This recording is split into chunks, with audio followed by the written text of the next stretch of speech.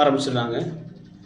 கிறிஸ்து இயேசுவுக்குள் அன்பாக அழைக்கப்பட்ட அன்புக்குரிய சகோதர சகோதரி அனைவருக்கும் நம்முடைய பிதாவாகிய தேவனாலும் இரட்சகராகிய இயேசு கிறிஸ்துவினாலும் கிருபையும் சமாதானமும் உண்டாவதாக என்கிற அன்பின் வாழ்த்துக்களை தெரிவித்துக் கொண்டு, தொடர்ந்து நம்முடைய பிதாவாகிய தேவன் நம்முடைய வாழ்க்கைக்கேற்ற சத்திய பாடங்களை ஒவ்வொரு நாளும் மாலைதோறும் சகோதரர் மூலமாக கொடுத்து கொண்டு வருகிறார். அதன் அடிப்படையிலும் கூட இன்றும் கூட நம்முடைய தேவன் நம்மேல் வைத்த அளவு கடந்த அன்பு நிமித்தமாக ஒரு சத்திய பாடத்தை குறித்து நாம் தியானிக்கலாம். இந்த சத்திய பாடத்திற்காக நாம் யாவரும் ஜெபத்திற்கு எழுந்து நிற்போம். நம்மை ஜெபத்திலே வழிநடத்தும்படியாக நம்முடைய அன்பு சகோதரர் வினோத் பாபா அவர்களை கேட்டுக்கொள்கிறோம்.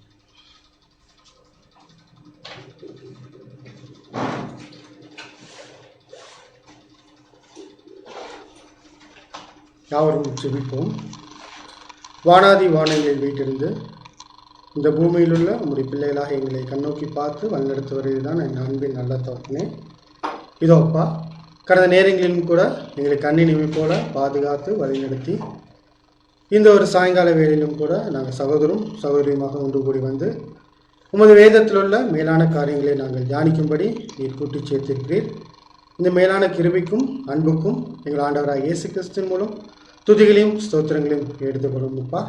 இதோப்பா, இந்த உலகத்திலே எத்தனையோ கோடி மக்களும் கல்விமான்களும் இருந்தபோதும் எங்களையும் நீர் இந்த உலகத்திலிருந்து உமது மிக பெரிதான கிருபையினாலே பிரித்து இன்றைய நாளிலும் கூட சகோதர வாயிலாக நீர் குறிப்பிட்ட அந்த உன்னதமான மன்னாக்காக கூட மீண்டுமாக எங்கள் ஆண்டவர் இயேசு கிறிஸ்துவின் மூலம் துதிகளையும் நன்றிகளையும் எடுத்துக்கொள்கிறோம்.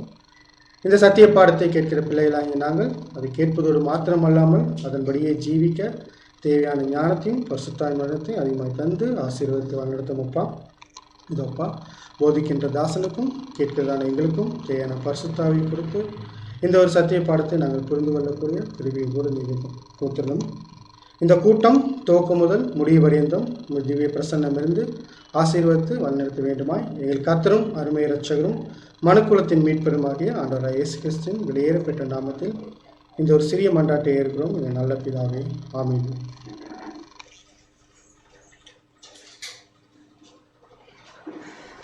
அன்புக்குரிய சகோதர சகோதரிகளே, இன்றைய நாளும் கூட சத்திய பாடத்திற்காக தெரிந்து கொள்ளப்பட்ட பாடத்தின் தலைப்பு ஐந்தாம் கட்டளை என்கிற தலைப்பின் கீழாக நம்முடைய அன்பு சகோதரர் ஜேம்ஸ் பாஸ்கர் அவர்கள் தேவதூதனை நமக்கு வழங்குவார்.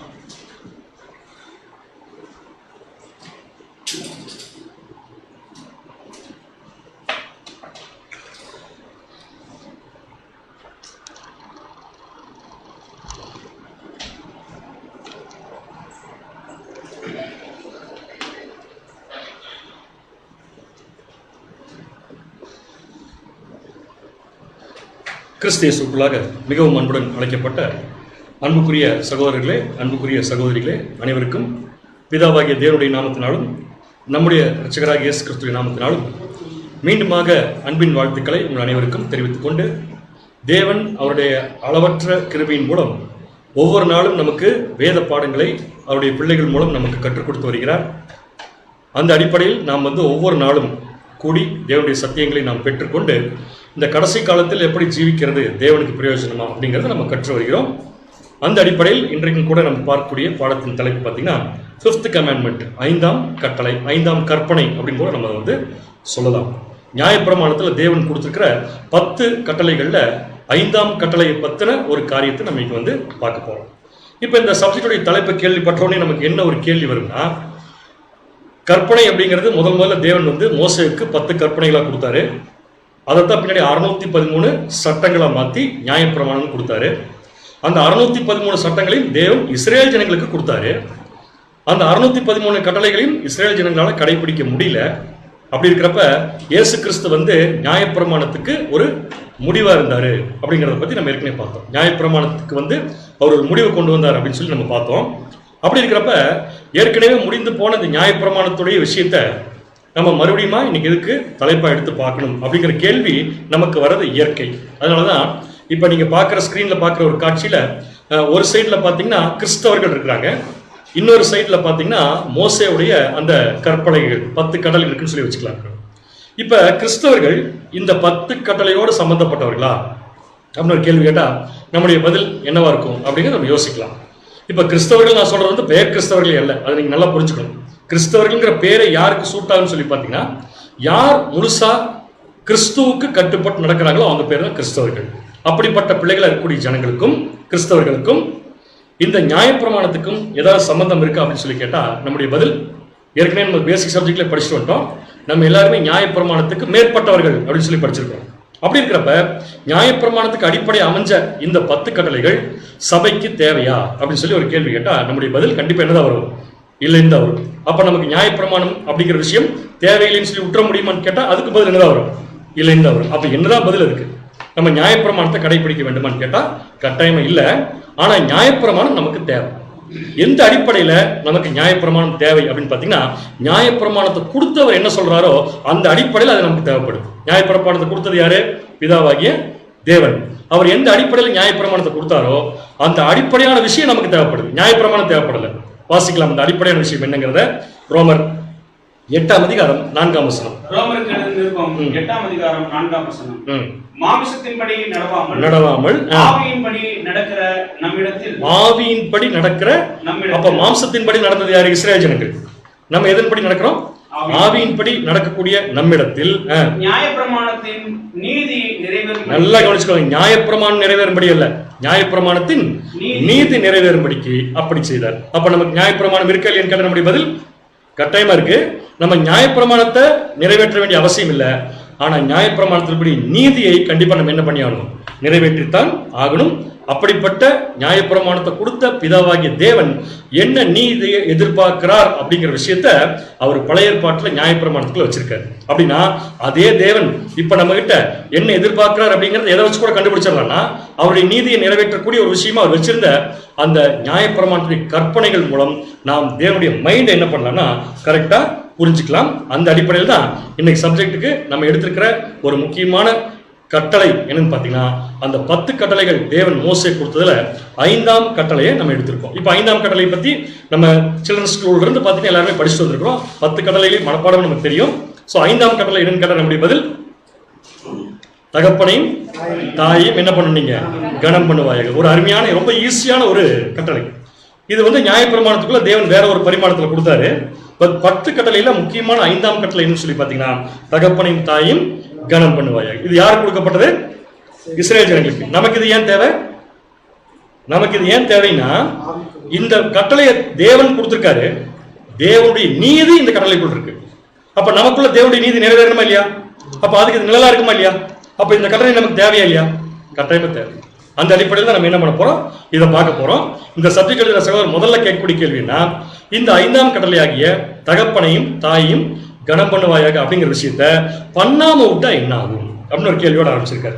பண்ணாம விட்டா என்ன ஆகும், இஃப் நாட், நம்ம கீழ்படியில அப்படின்னா என்ன ஆகும் அப்படிங்கறத கண்டுபிடிக்கிறதுக்காகவே தேவன் என்ன பண்ணிருக்காருன்னா, ஒரு தீர்க்கதரிசி ஏற்படுத்தி இஸ்ரவேல் ஜனங்களுக்கு அதனுடைய நிழல், அது நமக்கு நிழலா இருக்கு.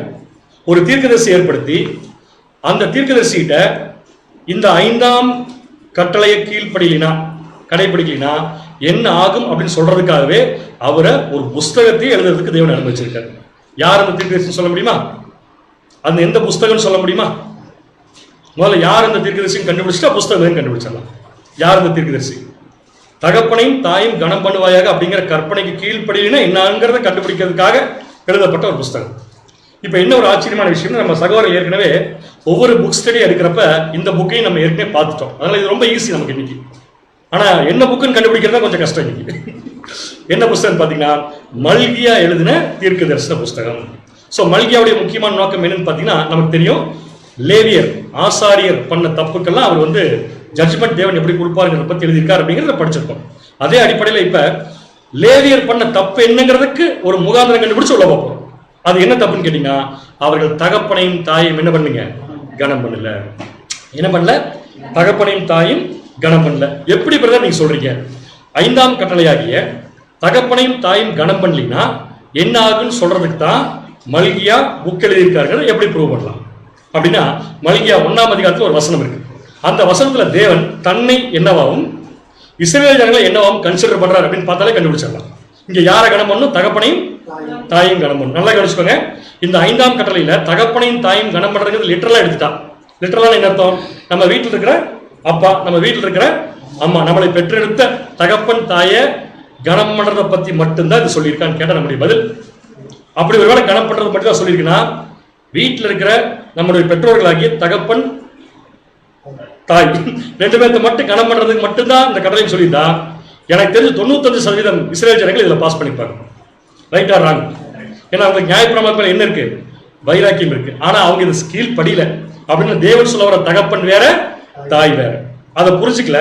இப்ப புரிய வைக்கிறதுக்கு தான் தேவன் என்ன பண்றாருன்னா மல்கியா தீர்க்கதரிசி அனுப்பி தகப்பனையும் தாயும் கனம் பண்ணலினா எப்படி இருக்குங்கிறத ப்ரூவ் பண்றாரு. வாசிக்கலாம். மல்கியா 1ஆம் அதிகாரம் 6ஆம் வசனம். மல்கியா 1ஆம் அதிகாரம் 6ஆம் வசனம். குமாரன் தன் பிதாவையும். சோ ஆரம்பிக்கும் எப்படி ஆரம்பிச்சிட்டாரு? குமாரன் தன் பிதா. அப்ப இப்ப யார் பிதா? தேவன். இஸ்ரேல் ஜனங்கள் யாரு? இஸ்ரேல் ஜனங்கள் சொல்ற லேவியர் சொல்லலாம். யார சொல்லலாம்? குமாரன். அப்படின்னு என்ன புரிஞ்சு என்ன பாயிண்ட் கொண்டு வர்றாருன்னா தகப்பனையும் தாயும் கனம் பண்ற விஷயத்துல தகப்பனை கனம் பண்றதை பத்தி இப்ப தேவன் பேசுறாரு.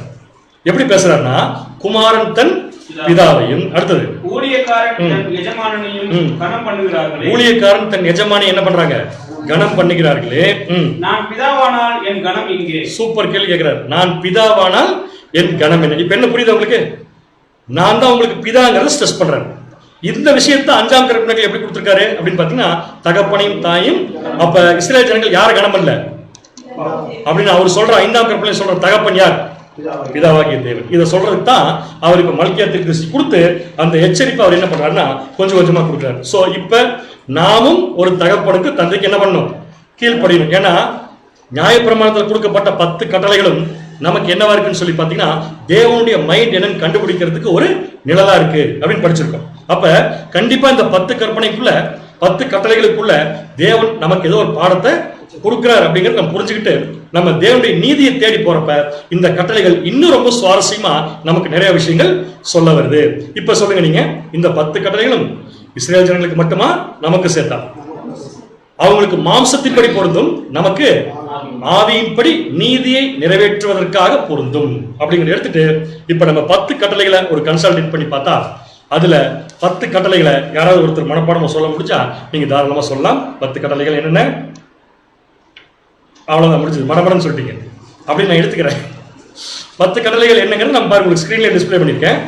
அதுல 10ஐயும் நம்ம ஒன்னா பார்க்காம 2ஆ பிரிக்கலாம். 10 2ஆ பிரிக்கலாம். எப்படி பிரிக்கலாம்? 3 தேவனுக்கு 3 ஜனங்களுக்கு. அப்படி இல்லை. 10 கட்டளைகள் நல்லா கவனிச்சிங்கன்னா அதுல 2 மட்டும் தனியா நிற்கும், மிச்சம் 8 தனியா நிற்கும். எந்த 2 தனியா நிற்குதுன்னு நீங்க ஸ்கிரீன்ல பார்த்தீங்கன்னா கண்டுபிடிச்சிடலாம். அதே மாதிரி கண்டுபிடிச்சிருக்கிற நம்பிக்கையில நானே என்ன பண்றேன்னா உங்களுக்கு அதை போட்டுறேன். அந்த 2 கேட்டீங்கன்னா மார்க் பண்ற கவனிங்க. 4ஆம் கட்டளையும் 5ஆம் கட்டளையும். 4ஆம் கட்டளையும் 5ஆம், இது 2 மட்டும் தனியா நிற்குது பாருங்களேன். இந்த 2 மட்டும் ஒதுக்கி வச்சுட்டு மற்ற 10 கமாண்ட்மெண்ட்ஸை பார்த்தீங்கன்னா மிச்சம் இருக்கிற 8 கமாண்ட்மெண்ட்ஸும் ஆரம்பிக்கிறப்ப எப்படி ஆரம்பிக்குதுன்னா தோ ஷால்ட் ஹேவ் அப்படின்னு ஆரம்பிக்குது. கவனிச்சிருக்கீங்களா? மற்ற 8மே எப்படி ஆரம்பிக்குது? தோ ஷால்ட் ஹேவ். தமிழ்ல சொல்ல போனா கொலை செய்யாதிருப்பாயாக, களவு செய்யாதிருப்பாய் அப்படின்னு 8 விஷயம் வருது. அப்ப 8 விஷயம் எதை செய்யக்கூடாதுங்கிறத பத்தி சொல்லுது. 2 விஷயம் தான் எதை செய்யணும்னு சொல்லுது. அந்த 2 தான் 4ஆம் கற்பனை 5ஆம் கற்பனை. அதுல 4ஆம் கற்பனை என்ன சொல்லுதுன்னா ஓய்வு நாளை நீங்க என்ன பண்ணணும்? கண்டிப்பா அனுசரிக்கணும். இது தேவன் நெகட்டிவா சொல்ல பாசிட்டிவா சொல்றாரு. அதே மாதிரி 5ஆம் கற்பனை என்ன சொல்றாரு சொல்லி பாத்தீங்கன்னா உன் தகப்பனையும் தாயும். சோ 2 கற்பனைகள் பாசிட்டிவா இருக்கு. பாசிட்டிவ்னா வேற சென்ஸ்ல இருக்கு, மத்ததெல்லாம் செய்யாதுன்னு சொல்லுது. இந்த 2 மட்டும் செய்யின்னு சொல்லுது. அந்த 2ல ஆவிக்குரிய இஸ்ரவேல் ஜனங்களாகி நமக்கு எது முதல் கற்பனை அப்படின்னு கண்டுபிடிக்க போறோம். எது முதல் கற்பனை கண்டுபிடிக்கிறதுக்கு முதல்ல என்ன பண்ணா இந்த 5ஆம் கற்பனை மட்டும் நான் ஏன் எடுத்தேங்கிறது உங்களுக்கு சொல்லிடுறேன். 4ம் இருக்கு 5ம் இருக்கு, 2 எடுக்கல.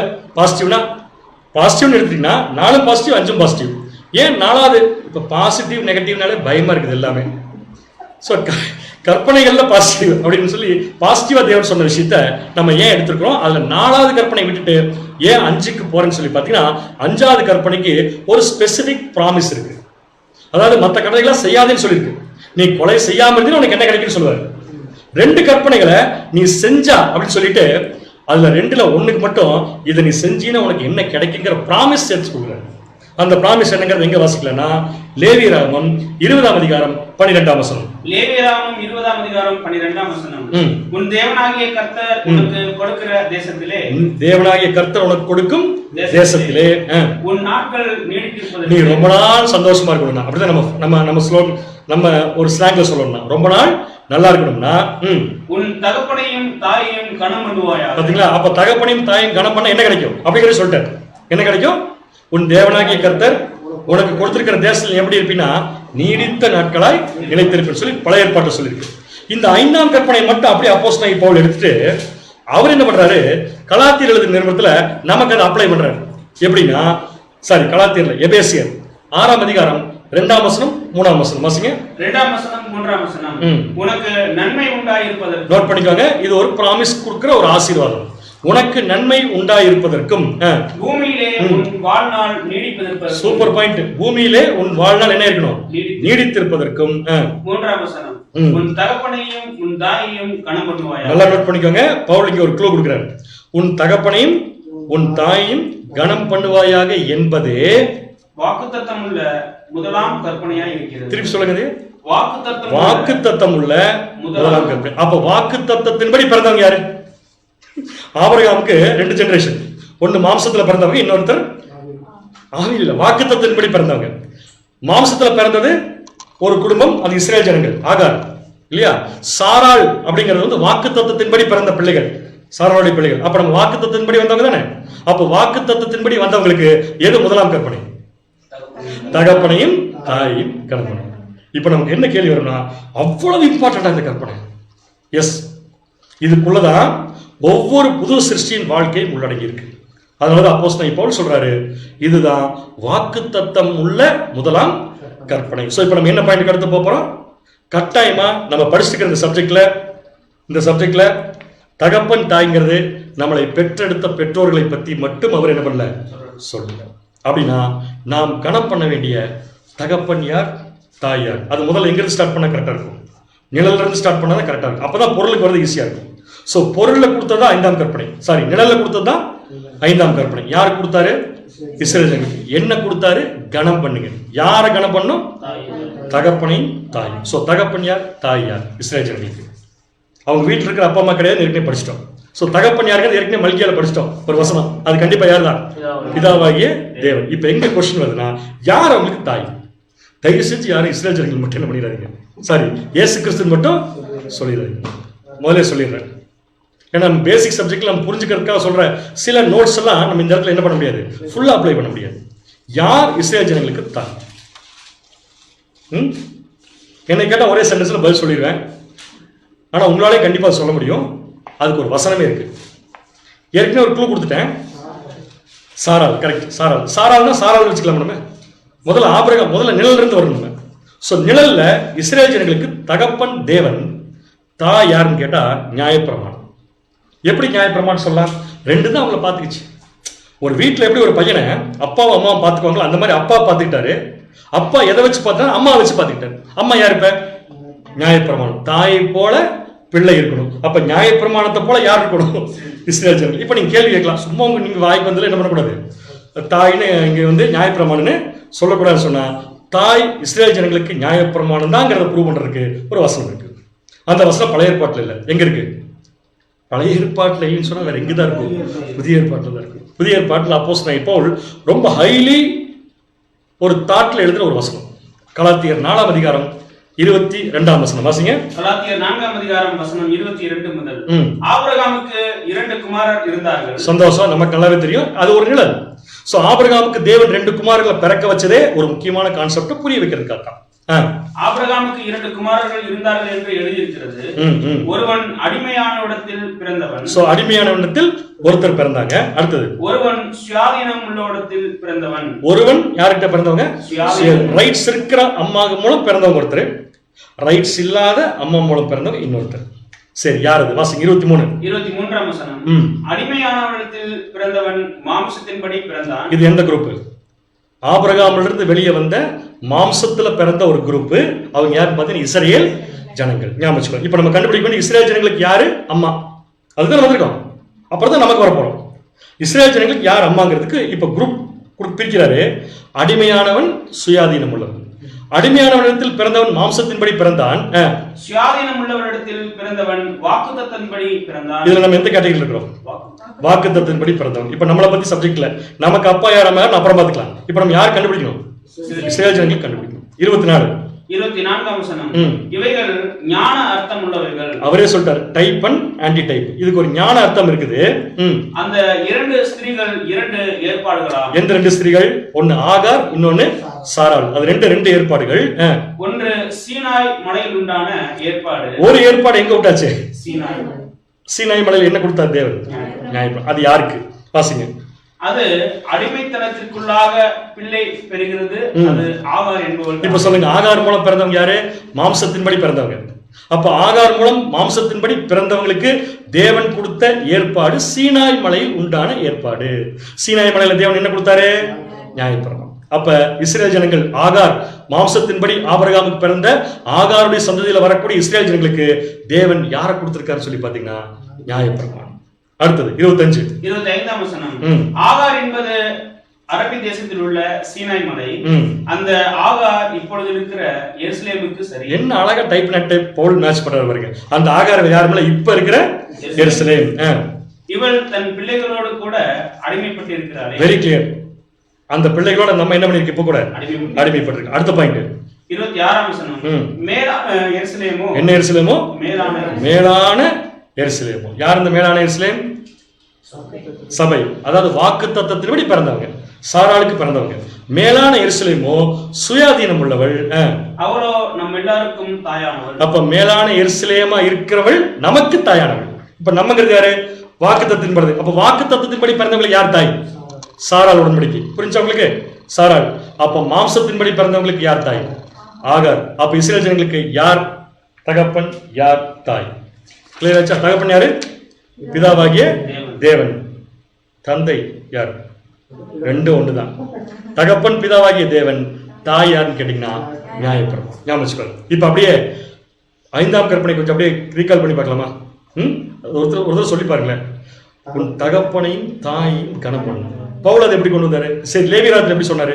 மோசே, நீ போயிருக்கிற தேசத்துல ரொம்ப நாள் நீடிச்சிருக்கோம்னா யாரை கனம் பண்ணும்?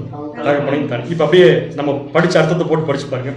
யார் ஒருத்தன் தேவனையும் நியாயப்பிரமாணத்துக்கு கனம் கொடுக்கிறானோ அவன் மட்டும்தான் நீடித்த நாட்களை தேசத்தில் நிலைத்திருப்பான். சில ஜனங்களுக்கு தான் ஆசீர்வாதம். ஓகே, ஸோ அடுத்தது இந்த நீதி யாருக்கு நிறைவேற போகுது? நமக்கு. எப்படி நிறைவேற போகுது?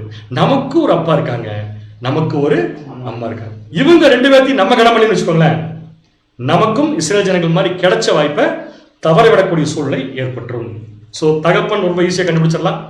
யார் நமக்கு தகப்பன்? வாக்கு தத்தத்தின்படி பிறந்த மேலான எருசலேம்.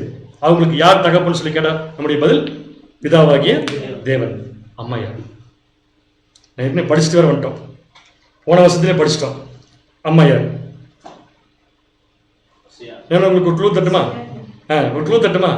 மேலான எருசலேமோ சுயாதீனம். அந்த சுயாதீனம் உள்ளவள் தான் நம்ம எல்லாம் இருக்காரு தாய். அப்படின்னா அவங்களுக்கு நியாயப்பிரமாணம் இஸ்ரேல் ஜனங்களுக்கு. நமக்கு அம்மா யாருன்னா சுயாதீன பிரமாணம். புரியுது உங்களுக்கு? ஸோ நமக்கு அம்மா யாரு? சுயாதீன. அது எங்க இருக்குது? அது எங்க போய் படிக்கிறது சுயாதீன பிரமாணத்தை? அதை தான் தேவன் ரொம்ப சிம்பிளிஃபை பண்ணிட்டார். சுயாதீன பிரமாணங்கிறது உங்களை பொறுத்தவரைக்கும் யாருக்கு தெரியுமா? வேற யாரும் கிடையாது. அடுத்தது அப்போஸ்தலன் இப்போ ரொம்ப அருமையா ஒரு வசனத்துல சொல்றாரு. கலாத்தியர் 5ஆம் அதிகாரம் 1ஆம் வசனம். கலாத்தியர் 5ஆம் அதிகாரம் 1ஆம் வசனம். ஆனபடியினாலே நீங்கள் மறுபடியும் அடிமைத்தனத்தின் நுகத்துக்கு உட்படாமல். இஸ்ரேல் ஜனங்கள் பழைய வாழ்க்கை அடிமைத்தனத்தின் நுகத்துக்கு உட்படாமல், இப்ப நம்ம கிட்ட பேசுறாரு, உட்படாமல் கிறிஸ்து நமக்கு உண்டாக்கின சுயாதீன நிலைமையிலே நிலைத்துக் கொண்டிருங்கள். கிறிஸ்து நமக்கு உண்டாக்கின சுயாதீன நிலைமை. புரியுதா உங்களுக்கு? அதான் சுயாதீன பிரமாணம். வேற ஒண்ணும் இல்லைங்க. நம்முடைய ஆண்டவராகி இயேசு கிறிஸ்து நமக்கு கொடுத்த வசனங்கள். அந்த வசனங்களை எப்படி கை கொள்ளணும்? அவர் கொடுக்கும்போது சொல்லிதான் கொடுத்திருக்காரு. சுயாதீனம். நீ செலக்ட் பண்ணிட்டு வேணா இருந்துக்கோ. ஒருவன் என்னை பின்பற்றி வர, அதான் சுயாதீன பிரமாணம். அப்ப சுயாதீன பிரமாணம்னால என்ன புரிஞ்சுக்கலாம்? இயேசு கிறிஸ்து மூலமா வந்த சுயாதீனம், இயேசு கிறிஸ்து நமக்கு வாங்கி கொடுத்த சுயாதீனம். அந்த சுயாதீனம் வேற ஒண்ணும் இல்லை, அவர் நமக்கு கொடுத்துட்டு போன தேற்றரவாளன். அவருடைய வசனங்கள், அவருடைய வார்த்தைகள், இப்ப சொல்லுங்க, நமக்கு தேவன் யார்? சாரி, நமக்கு அப்பா யார்? நமக்கு அம்மா யார்? அப்பா பிதாவாகிய தேவன். அம்மா யாரு? சுயாதீன பிரமாணம். அதாவது எப்படி சொல்லிக்கலாம்? பைபிள் வசனங்கள் எடுத்துக்கலாமா? இப்ப 5ஆம் கற்பனையை ரீப்ளேஸ் பண்ணி போடு. கரெக்டா? தகப்பனையும் தாயும் கனம் பண்ணினத்தான் உன் தேசத்துல நீடித்த நாட்களாய் நிலைத்திருப்பாய். பவுல் சொல்லும்போது என்ன சொன்னாரு? இதுதான் வாக்கு தத்தம் உள்ள முதலாம் கற்பனை. அப்போ வாக்கு தத்தம் உள்ள முதலாம் கற்பனையில தகப்பன் யாருன்னு கண்டுபிடிச்சாச்சு, தாய் யாருன்னு கண்டுபிடிச்சாச்சு. எப்படி இருக்கணுங்கிறத புரிஞ்சுக்க வேண்டியதுதான். எப்படி இருக்கணும்? தேவனையும்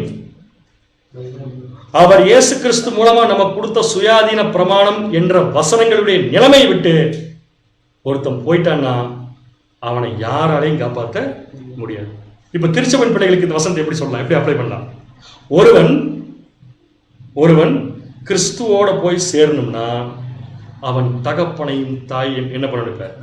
கணப்பணும். தகப்பன் யார்? இப்ப பிதாவாகிய தேவன். தாய் யார்? இப்ப நமக்கு அவர் கொடுத்திருக்கிற இயேசு கிறிஸ்து நமக்கு கொடுத்திருக்கிற சுயாதீன பிரமாணம் என்ற வசனங்கள். வசனத்தையும் தேவனையும் மதிக்காதவன எப்படி தேவன் மதிப்பார்?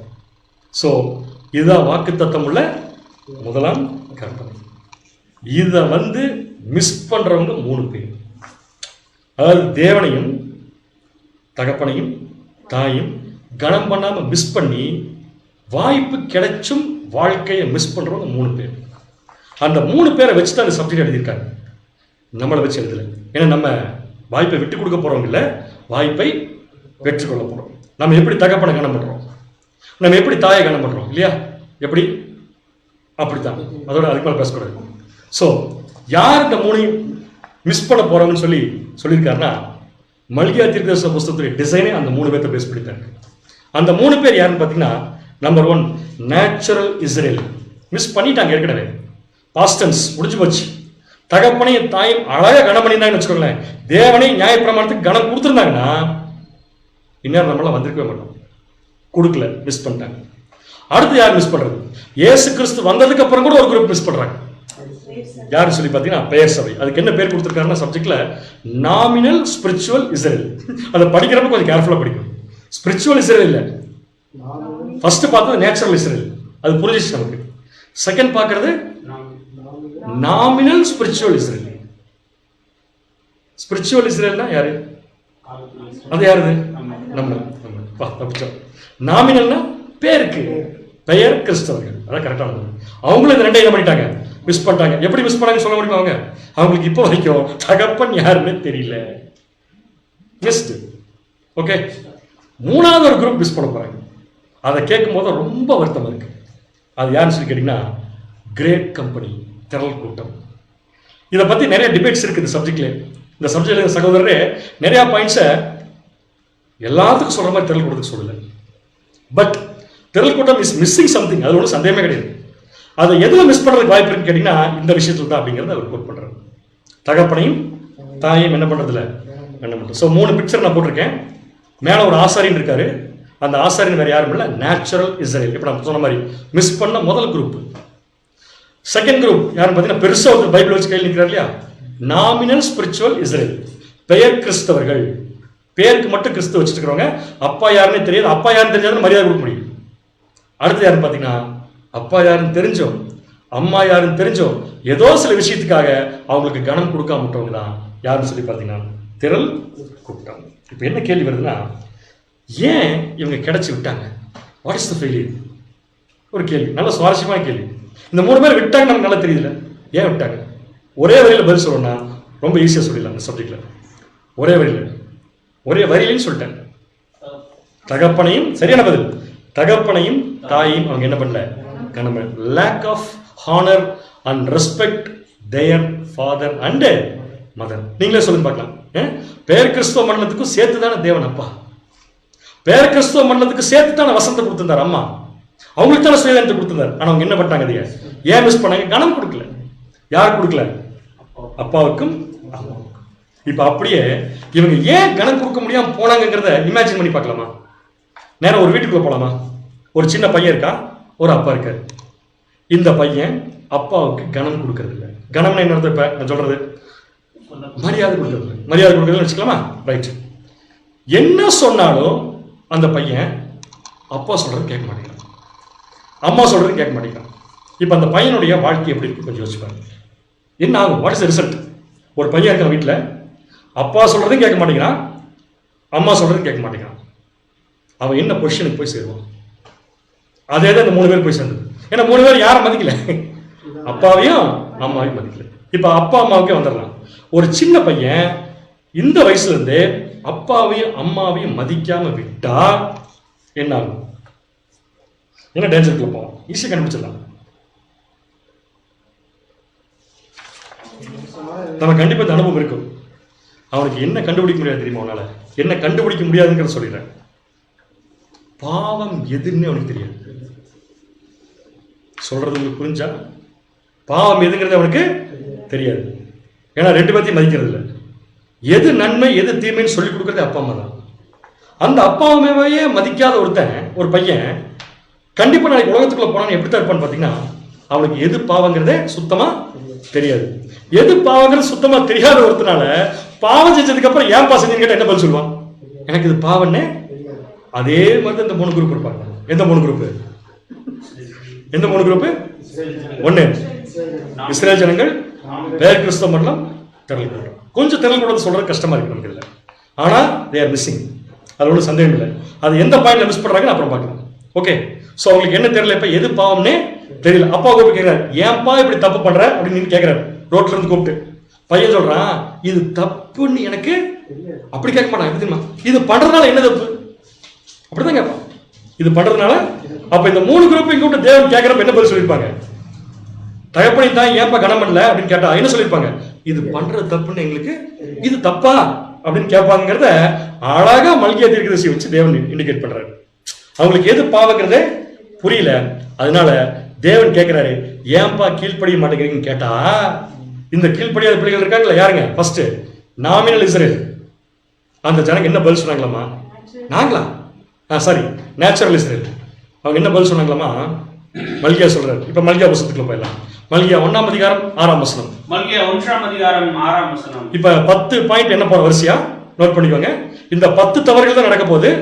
எப்பன்னு கேட்டா, தகப்பனையும் தாயையும் கனம் பண்ணலினா. பாயிண்ட் நம்பர் 1 6ஆம் வசனம். குமாரன் தன் பிதாவையும் ஊழியக்காரன் தன் எஜமானனையும் கனம் பண்ணுகிறார்களே, நான் பிதாவானால் என் கனம் எங்கே? இப்ப தேவன் யார்கிட்ட போய் கேள்வி கேட்பாரு? ஏப்பா நான் தான் உங்களுக்கு அப்பா, எங்களுக்கு எங்க கனம்ங்கிறது யார்கிட்ட போய் கேட்பாரு? கனம் பண்ணாதவர்கள் தான் கேட்பாரு. அப்ப அவங்க என்ன பண்ணல? ஏன் கனம் பண்ணல? மதிக்கல. சோ மதிக்கலன்னு தெரிஞ்சதுக்கு அப்புறம் தேவன் போய் கேட்கிறாரு, அதுக்கு உங்களுடைய பதில் பாருங்க அப்படின்ட்டு. நான் என் கனம் எங்கே? நான் எஜமானனானால் எனக்கு பயப்படும் பயம் எங்கே என்று சேனைகளின் கர்த்தர் தமது நாமத்தை அசட்டை பண்ணுகிற ஆசாரியர்களாகிய உங்களை கேட்கிறார். இது ஆசாரியர்களே பண்ற விஷயம். அதனால பிக்சர்ல போடும்போது இஸ்ரேல் ஜனங்கள் சார்பா யாரை போட்டிருக்காங்க? ஆசாரியர்கள் கேட்கிறாரு. அதுக்கு அவங்க பதில் எப்படி வரும்? அந்த பையன் சொல்பான்ல அப்பாட்ட, இது தப்பா அப்படிங்கமா என்ன கேட்கிறாங்களா அவங்க பாருங்க. அதற்கு நீங்கள் உமது நாமத்தை எதனாலே அசட்டை பண்ணினோம் என்கிறீர்களே. ஃபர்ஸ்ட் பாயிண்ட் என்ன கேக்குறாங்கன்னா, உம்முடைய நாமத்தை எதனாலே என்ன கேள்வி கேக்குறாங்க? நாங்க எதை வச்சு அவ்வளவு அசட்டை பண்ணணும்னு சொல்றீங்க? நீங்களே பேசிட்டு இருக்கீங்க அப்படின்னு அவங்களுக்கு என்ன புரியல. என்ன கணம் தேவன் கொடுக்கணுங்கிறதே தெரியல. நான் இந்த ஒவ்வொரு வார்த்தைகளையுமே அசட்டை பண்றதுனா என்ன நாம நல்லா பார்க்க போறது இல்லை. அவங்களுடைய வாயிலிருந்து அந்த வார்த்தைகளை மட்டும் கவனிக்கலாம். இது பாயிண்ட் நம்பர் 1. அடுத்தது அப்படியே 7ஆம் வசனத்தில் அதே பதில் அப்படியே தொடருது. 7ஆம் வசனம். என் பலிபீடத்தின் மேல் அசுத்தமான அப்பத்தை படைக்கிறதுனாலே, ஆனாலும் உம்மை எதனாலே அசுத்தப்படுத்தினோம் என்கிறீர்கள். இது 2வது பாயிண்ட். என்ன கேக்குறாங்க? உம்மை எதனாலே அசுத்தப்படுத்தினோம். ஃபர்ஸ்ட் கேள்வி என்ன? உம்முடைய நாமத்தை எதனால அசட்டை பண்ணோம். செகண்ட் பாயிண்ட், உம்மை எதனாலே அசுத்தப்படுத்தணும். இப்படி ஒருத்தர் கேட்கறாங்க. என்ன உட்கார்ந்து டைனிங் டேபிள்ல பூரா மண்ணை கொட்டி வச்சிருக்காங்க. ஏன்பா மண்ணை கொட்டி வச்சிருக்கீன்னு கேட்டா பதில், நாங்க மண்ணை கொட்டி வச்சா என்ன? அப்ப என்ன புரியல உங்களுக்கு? அந்த இடத்துல என்ன செய்யணுங்கிறது தெரியல. அதனால அவங்க வாயிலிருந்து இந்த வார்த்தை வருது. ஏன் வருது? ஏன் இந்த 2 வார்த்தை அவங்க வாயிலிருந்து வச்சு? ஏன்னா அவங்க தகப்பனையும் தாயையும் என்ன பண்ணல. அப்படி நம்மளோட கம்பேர் பண்ணி பார்த்துக்கலாமா? ரொம்ப இன்டெப்தா போக வேண்டாம். நம்மளும் தகப்பனையும் தாயையும் கனம் பண்ணலினா நம்ம வாயிலிருந்து வரக்கூடிய வார்த்தைகள் கூட எப்படித்தான் இருக்கும்? இப்படித்தான் இருக்கும். நமக்கு தகப்பன் யார்? தாய் யார்? தேவன் நமக்கு கொடுத்த வசனம். So 2 point. ஒன்று, உங்களுடைய நாமத்தை எதனால் அசட்டை பண்ணணும். ரெண்டாவது பாயிண்ட், உண்மை எதனால் அசுத்தப்படுத்தினோம். அப்போ அசுத்தப்படுத்தியிருக்காங்க. ஏன்னு கேட்டதுக்கு நாங்கள் எங்கே அசுத்தப்படுத்தணும் அப்படின்னு சொல்லி கேட்குறாங்க. மூணாவது பாயிண்ட், மல்கியா 1:7 மல்கியா 1:7 என் பலிபீடத்தின் மேல் அசுத்தமான அப்பத்தை படைக்கிறதுனாலேயே. மூணாவது பாயிண்ட் தான், அவங்க படைத்த அப்பம் என்ன அப்பம்? அசுத்தமான அப்பம். அப்ப அசுத்தமான அப்பத்தை படைக்க கூடாதுன்னே அவங்களுக்கு என்ன ஆகல தெரியல. ஏன் தெரியல? தகப்பனையும் தாயை எப்படி கனம் பண்றதுன்னு அவங்க என்ன பண்ணல, செய்யல. தேவனையும் அவருடைய வசனங்களையும் புரிந்து கொள்ளாதவர்கள் இந்த டேஞ்சருக்குள்ள தான் போவாங்கிறத மல்கியா மூலம் தேவன் சொல்றார். இது மூணாவது பாயிண்ட். புரிஞ்சா? ஃபர்ஸ்ட் பாயிண்ட் என்ன? நம்முடைய நாமத்தை எதனால் அசட்டை பண்ணணும். ரெண்டாவது, உண்மை எதனால் அசுத்தப்படுத்தணும். மூணாவது பாயிண்ட், அவங்க படைக்கிற அப்பம் எப்படிப்பட்ட அப்பமா? அசுத்த அப்பம். அதுக்கு நல்லா கமெண்ட்ரி கொடுத்துருக்காரு நம்முடைய மூத்த சகோதரர். என் பலிபீடத்தின் மேல் அசுத்தமான அப்பத்தை படைக்கிறதுனால அப்படிங்கிற தமிழ் வார்த்தை இருக்கு இல்லையா, அதை எடுத்து ஆங்கிலத்தில் மொழிபெயர்த்து அதுக்கு ஒரு விளக்கம் கொடுத்துருக்காங்க. என்னன்னா, வசந்தருடைய commentary, literal sacrifices were often not the best they had to offer. தமிழில் சொல்லணும்னா, கரெக்டாக சொல்லணும்னா என்ன விளக்கம்னா, தேவன் எதிர்பார்க்கிற பலியை செலுத்தலை. சரி, தேவன் எதிர்பார்க்கிற பலியை செலுத்தாட்டி பரவாயில்ல, ஏதோ ஒரு பலி செலுத்தலாம்ல. இவங்க செலுத்தின பலி என்ன பலி? அசுத்தமான அப்பம். அப்படின்னு என்ன அர்த்தம்? எதை செலுத்தணும்னு சொல்லி தேவன்கிட்ட கமிட் பண்ணாங்களோ அதை என்ன பண்ணல, செலுத்தல. எத்தனாவது தப்பு? நாலாவது தப்பு. முதல் தப்பு என்ன? நாமத்தை எதனால் அசட்டை பண்ணணும். ரெண்டாவது, எதனால அசுத்தப்படுத்தணும். மூணாவது, அசுத்தமான அப்பம். கரெக்டா? நாலாவது, எதை செலுத்துறோம்னு சொல்லி கமிட் பண்ணாங்களோ அதை என்ன பண்ணல, கொடுக்கல.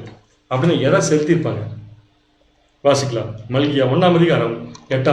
மல்கியா 1:8.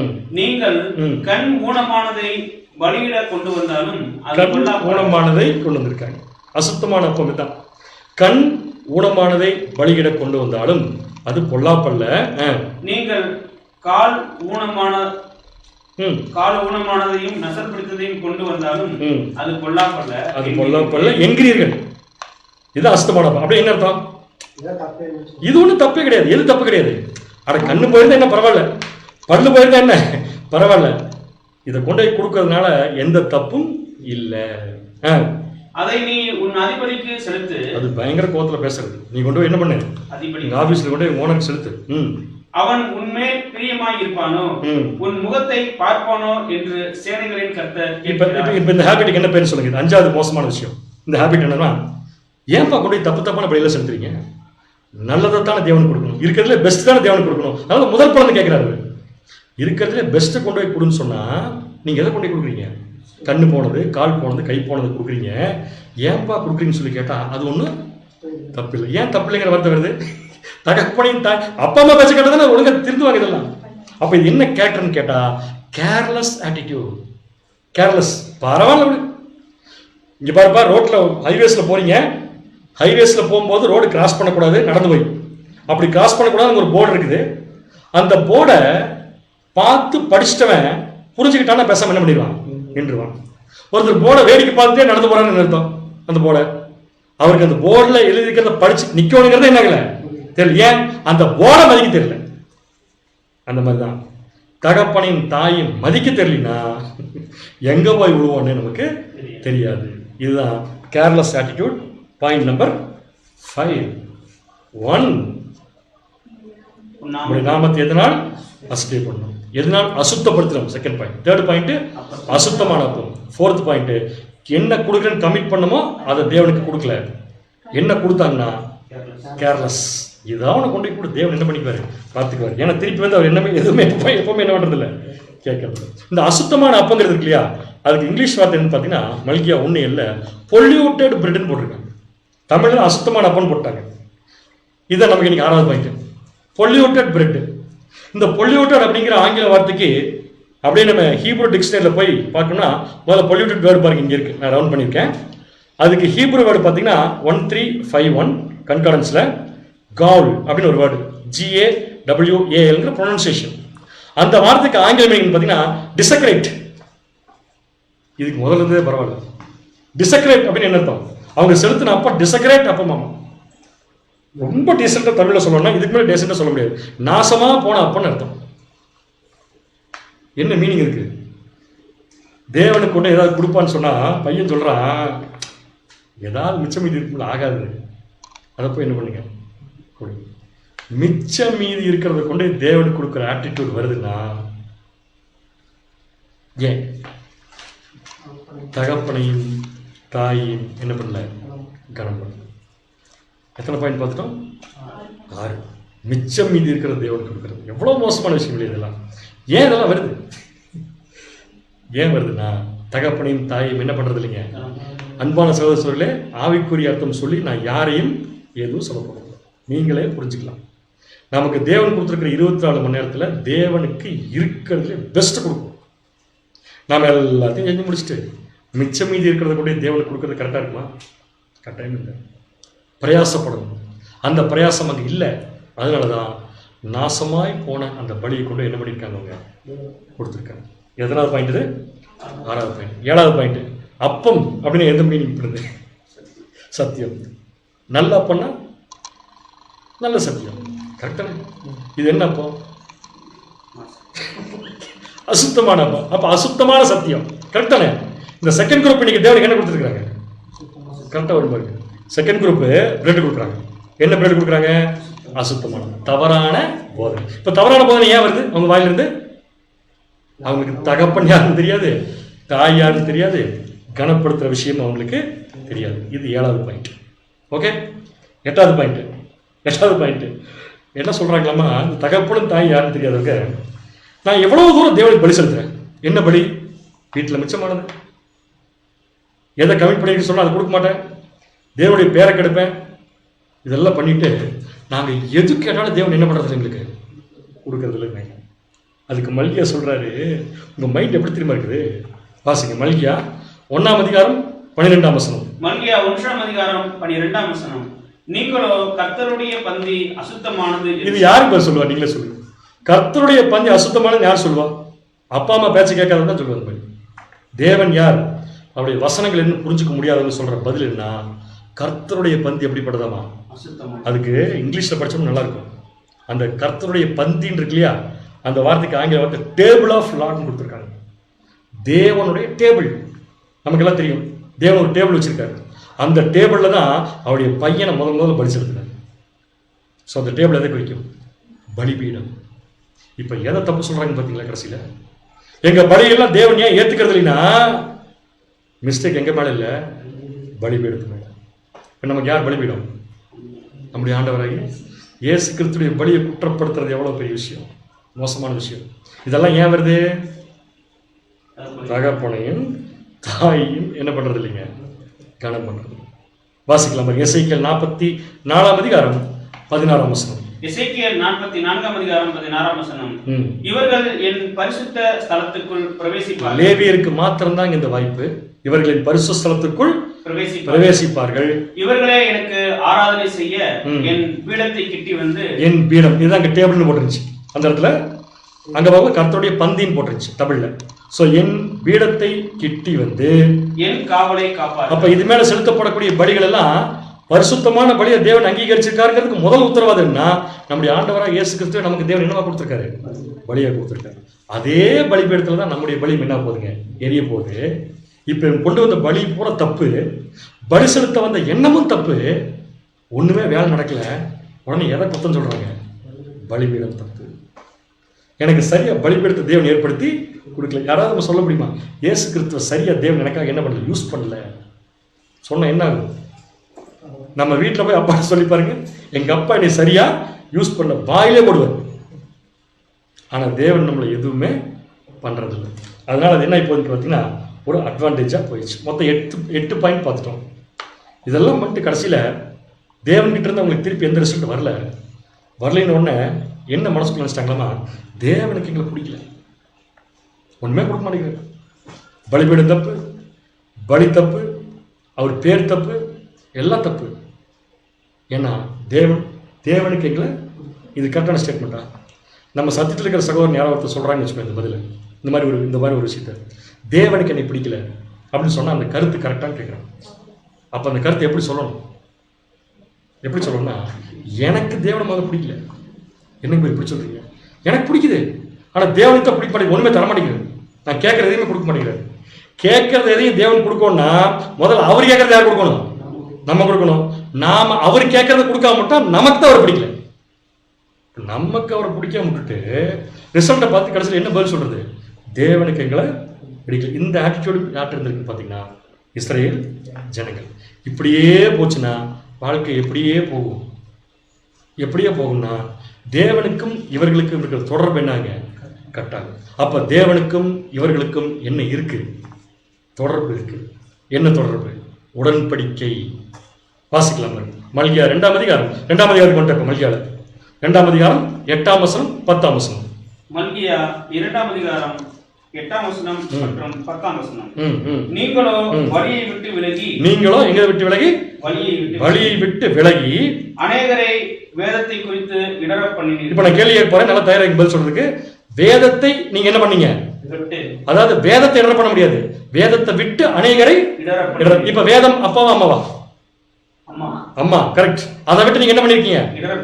என்ன கொடுமைங்க இது! வீட்டுல ஒரு அண்ணன் தன் சகோதரனை அம்மா இவங்களையும் சொல்லி கொடுத்தா எப்படி இருக்கும்? அதாவது அநேகரை வேதத்தை குறித்து என்ன பண்ணிருக்கீங்க? நீங்க இடற பண்ணீர்கள்.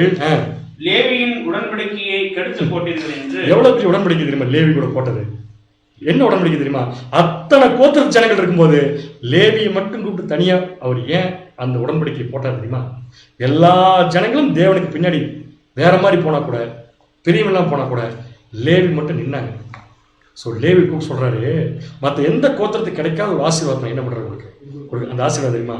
அப்பாவையும் அம்மாவையும் நீங்க கூட இருந்தே பார்க்கலாம். கரெக்டான நியாயப்பிரமாணம், தேவன் எல்லாம் நீங்க பார்க்கலாம். என் பக்கத்துல வரலாம் அப்படிங்கிற வாய்ப்பு கொடுத்தேன், நீங்க உடன்படிக்கை என்ன பண்ணிட்டீங்க? கெடுத்துட்டீங்க. 8 பாயிண்ட் பார்த்தோம் இல்லையா? இதை வாயில பேசி அவங்க இப்ப எதை கெடுத்து போட்டாங்க?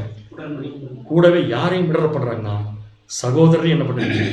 இடற பண்றாங்க. வாசிங்க 10ஆம் வசனம். 10ஆம் வசனம். நம் எல்லோருக்கும் ஒரே பிதா இல்லையோ? நம் எல்லாருக்கும் யார் இல்ல? ஒரே பிதா இல்லையோ? ஒரே தேவன் நம்மை சிருஷ்டித்தது இல்லையோ? நாம் நம்மளுடைய பிதாக்களின் உடன்படிக்கையை பரிசுத்த குலைச்சலாக்கி. கொஸ்டின், இப்ப பிதாக்களுடைய உடன்படிக்கைங்கிறது அப்பாவா அம்மாவா? அம்மா, ஞாபகம் வச்சுக்கோங்க. அதை நம்ம என்ன ஆக்கியிருக்கோம்? பையன் போய் தன் குடும்பத்தில் இருக்கிற அம்மாவை பத்தி மற்றவங்க கிட்ட எங்க அம்மா சரியில்லைன்னு சொன்னா எப்படி இருக்கும்? பரிசுத்த குலைச்சலாக்கி. அவனவன் தன் சகோதரனுக்கு துரோகம் பண்ணுவானோ. இந்த வார்த்தை எவ்வளவு கஷ்டப்பட்டு தேவன் சொல்லியிருப்பாரு. அவனவன் தன் சகோதரனுக்கு விரோதமா என்ன பண்ணுவானோ? துரோகம். உங்களை பார்த்து மற்றவங்க திருந்தணும். உங்களை பார்த்து உங்க அப்பா அம்மா யாருன்னு மற்றவங்க கத்துக்கணும். உங்களை பார்த்து உங்க அப்பா அம்மா மேல சந்தேகம் யாருக்கு என்ன கூடாதுங்க? வரக்கூடாதுங்க. ஹானர் தேர் மதன். இப்போ 9வது பாயிண்ட் எது கட் ஆயிடுச்சு? இப்ப உடன்படிக்கை. உடன்படிக்கை கட் ஆயிடுச்சுன்னா வெளியே தெரியாது. ஏன்னா அது உடன்படிக்கைங்க ஒரு கயிறு கிடையாது கட்டுறதுக்கு, அது மனசளவில் போடக்கூடிய விஷயம்.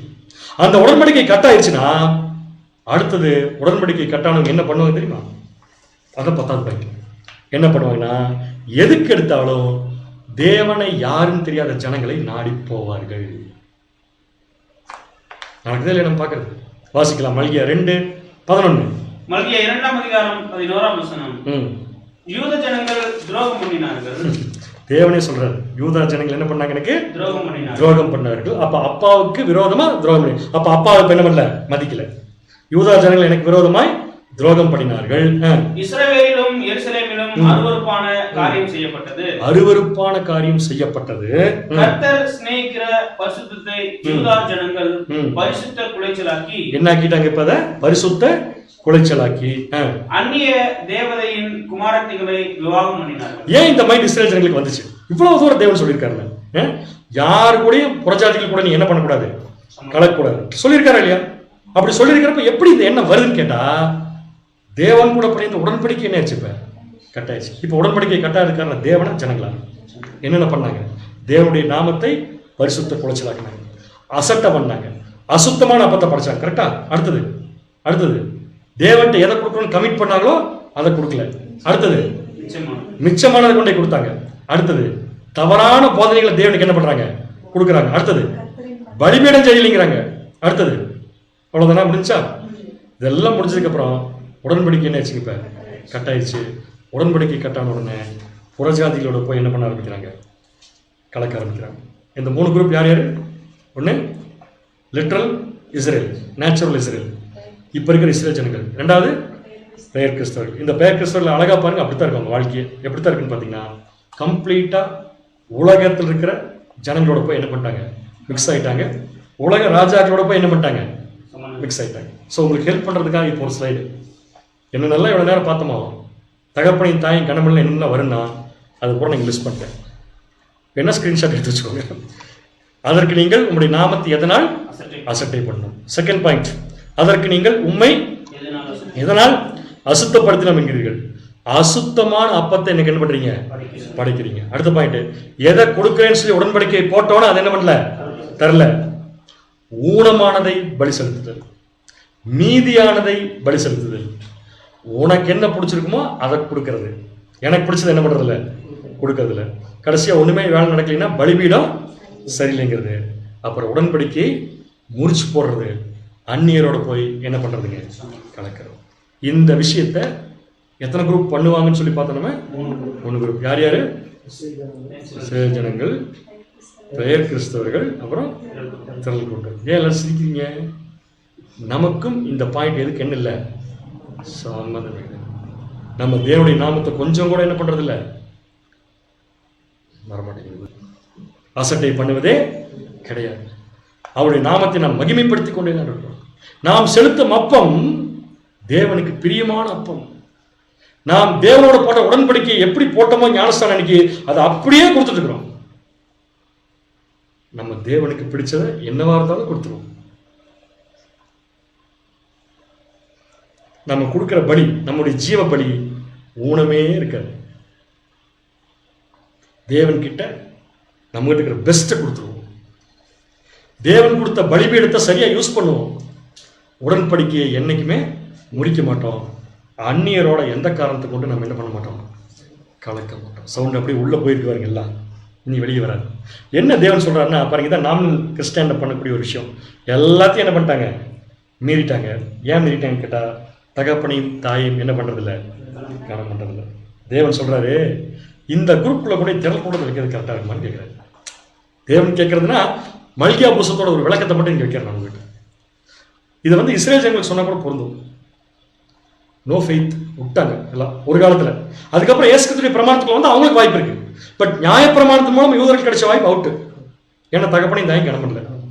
செகண்ட் பாயிண்ட், உலக கிறிஸ்தவ ஜனங்கள் கண்டிப்பா பண்ணுவாங்க. ஏன்னா ஆனா திரள் கூட்டத்தை போய் இந்த 10 பாயிண்ட் சொன்னா எப்படி இது உடன்படிக்கை முடிச்சு போட்டுருவாங்க? அவங்க கட்டாயமா கிடையாது. ஆனா சம்திங் மிஸ்ஸிங். அதுக்கு என்ன ஒரு விளக்கம் எழுதுறாருன்னா, திரள் கூட்டத்தை பொறுத்த வரைக்கும் அவங்க வந்து நாட் ஃபெய்த்ஃபுல் அப்படின்னு சொல்ல முடியாது. என்ன சொல்ல முடியாது? நாட் ஃபெய்த்ஃபுல்னு சொல்ல முடியாது. நாட் ஃபெய்த்ஃபுல், ஃபெய்த்ஃபுல்லா விசுவாசம் இல்லைன்னு சொல்ல முடியாது. அடுத்த பாயிண்ட், அவங்க விசுவாசமா இருக்கிறாங்கன்னு சொல்ல முடியாது. தே ஆர் ஃபெய்த்ஃபுல் அப்படின்னு கான்ஃபிடண்டா சொல்ல முடியாது. அப்ப என்ன சொல்லலாம்? அதுக்கு இந்த சப்ஜெக்ட் விளக்கம் கொடுத்திருக்காங்க. The great company is not sufficiently faithful. Sufficientlyனா இல்லாமலும் இல்லை, ஃபுல்லாவும் இல்லை, போதுமான அளவுக்கு இல்லை. போதுமான அளவுக்கு என்ன இல்லாதனால தான் அவங்க வாய்ப்பு என்ன பண்ணாங்க, இழந்தாங்க. ஸோ இந்த 8 பாயிண்ட்ல 10 பாயிண்ட்ல அவங்க ஏதாவது ஒரு விஷயத்துல கொஞ்சம் கவனக்குறைவா இருப்பாங்க. அவங்க செய்ய மாட்டாங்கன்னு சொல்றதுக்கு வாய்ப்பு இல்லை. கொஞ்சம் கவனக்குறைவா இருப்பாங்க. அந்த கவனக்குறைவு தான் அவங்க இந்த இடத்துக்கு கொண்டு போய் என்ன பண்ணிடும், சேர்த்து. என்ன தெரியுங்களா ஆச்சரியம்? கண்ணுக்கு தெரிகிற ராஜ்யத்தில் உலக ஜனங்கள் அத்தனை பேர் தகப்பனையும் தாயும் கணம் பண்ணுவாங்க.